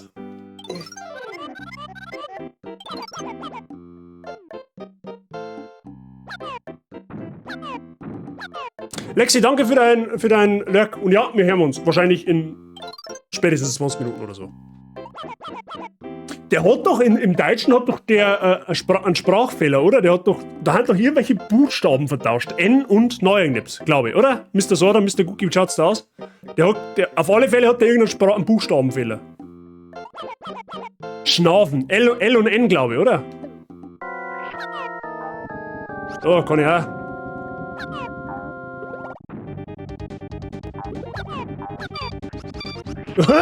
Ja, genau, als ob du bist schwer. Schau, dass du rüberkommst.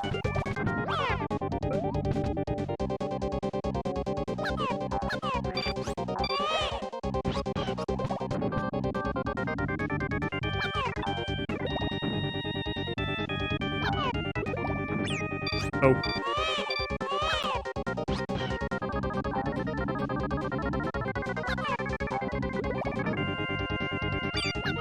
Ach, den kann man auch nicht. Moment einmal.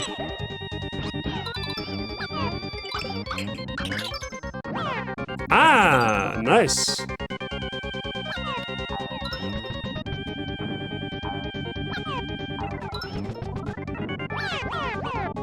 Okay, dass man den mit Eier beschießen kann, habe ich nicht mehr gewusst. Weiß auch nicht. Ich glaube aber, es ist L und N. Ich glaube, der sagt zu alle, also quasi in jedem Wort, wo L drin ist, vertauscht er mit N und überall, wo N drin ist, vertauscht er mit L. Ich glaube, dass er sagt, im Deutschen sagt er irgendwie sowas, er will schnaufen. Also schlafen, so.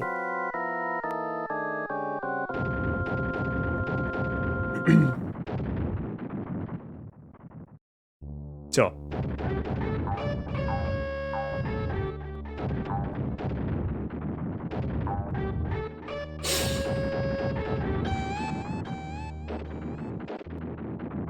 Gewerkschaft hinter dem Knack. What?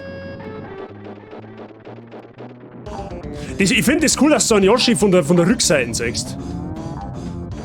Also, dass du quasi seitlich rennst.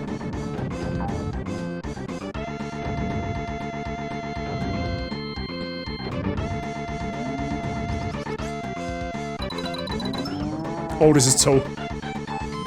Das war zu hoch. Oder? Klang das? Ah, nein, natürlich nicht. Ah, das ist zu niedrig. Okay. Ah, der kann passen.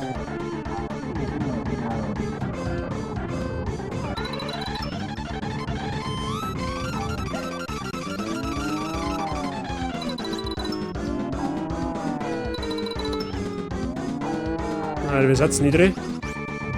Oh, man deit.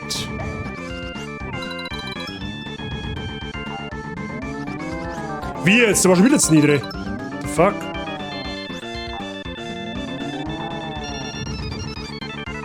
Ja, jetzt brennt aber der Hut. Wo?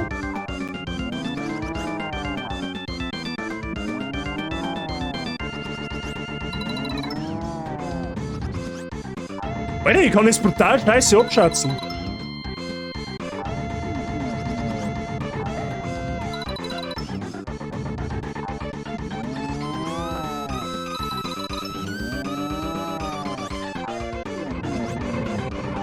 Ja, genau, auf dem Bimbus. Das ist aber schon gut.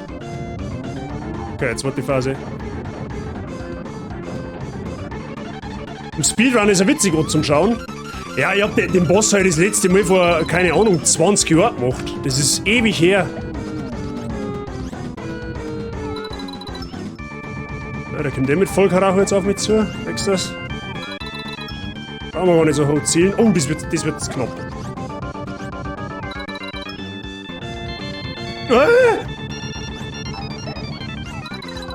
Zupfte!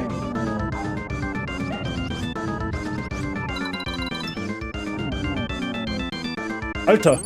Sogar First Try. Lul.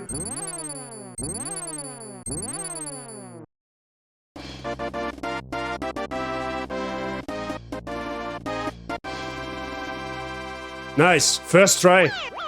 Hätte ich jetzt nicht gedacht. Danke. Bitte geht's jetzt. ESC hupst. Der Bowser ist jetzt geschubst. Oh, ab vom Hof, du Versager. Oh, leg dich nicht mit Yoshi an. Ja, der hat Eier.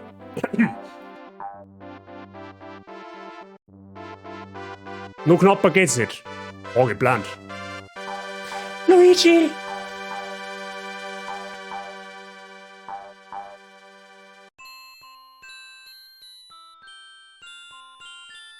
Oh. Ich weiß gar nicht, gibt es auf der Switch sogar, auf Deutsch meine deutsche Sprachausgabe auf der Switch gibt es nicht, oder? Also damals auf der SNES hat man es einsteigen können, indem man Select druckt.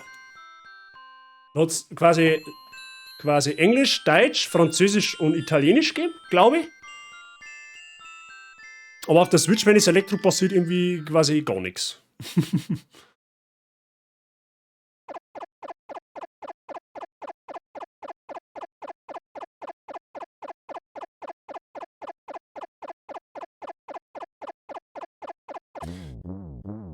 So, Ende.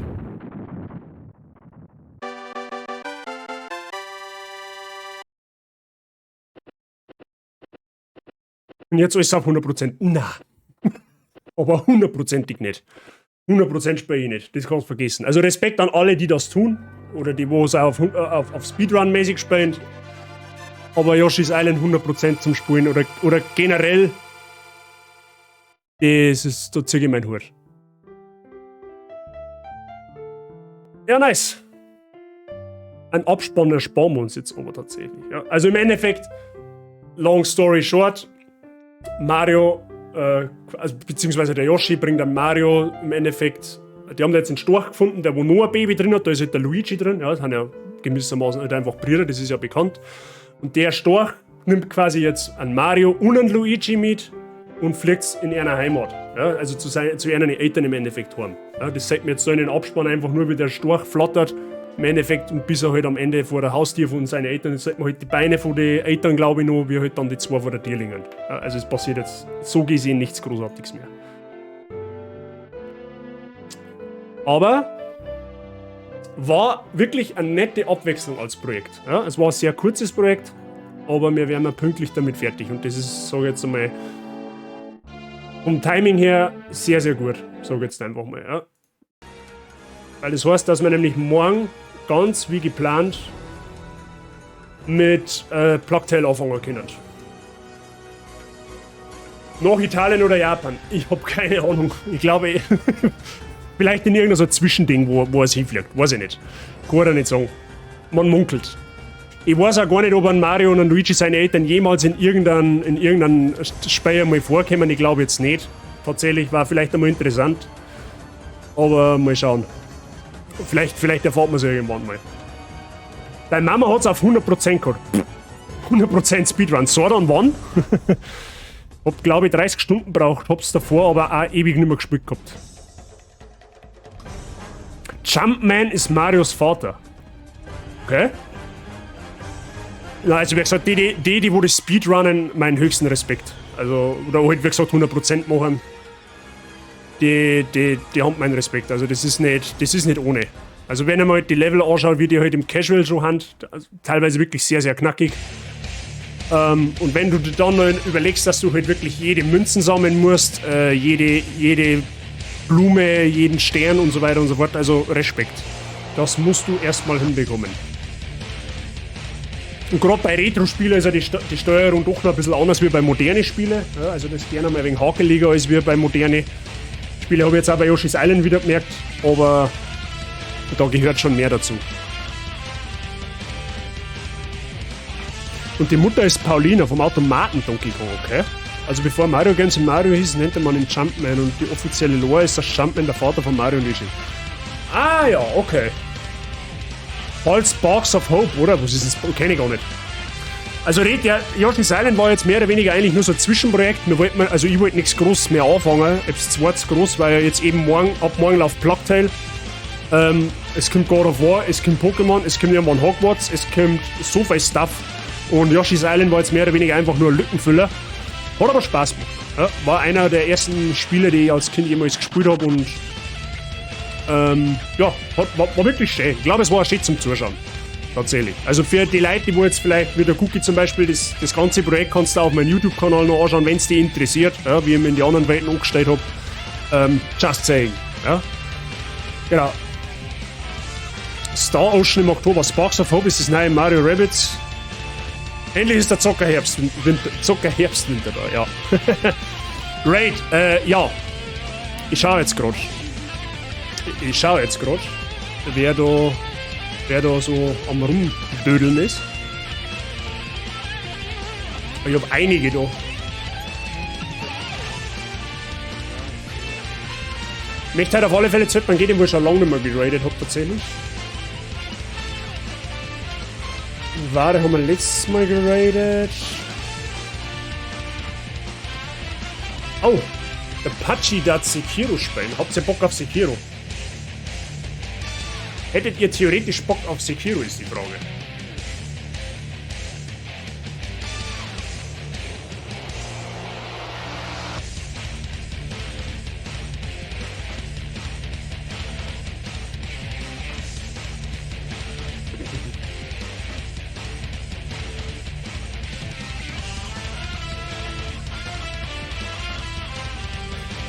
Batman auch am Freitag.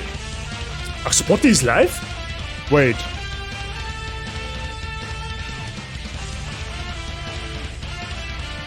Sei, passt schon. Danke dir. Merci fürs Zuschauen und danke für deinen ganzen Support heute, okay? Vielen lieben Dank. Viel Spaß bei diesen einen. Ja.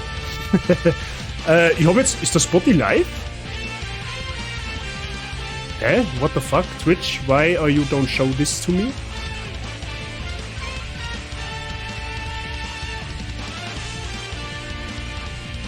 Fichterleder. Warte mal. Ach, da ist er ja. Ah. Ja, stimmt, dann Spotty kann man eigentlich einmal wieder reden. Da hast recht. Der spielt Walheim. Ja, gehen wir zum Spotty. Das ist eine gute Entscheidung. Der Spotty freut sich. Ja, doch, da gehen wir schon. Ja, doch, da gehen wir auf jeden Fall zum Spotty. Der hat so massiv eingeflext mit seinem Support vorher. Das machen wir doch gerne.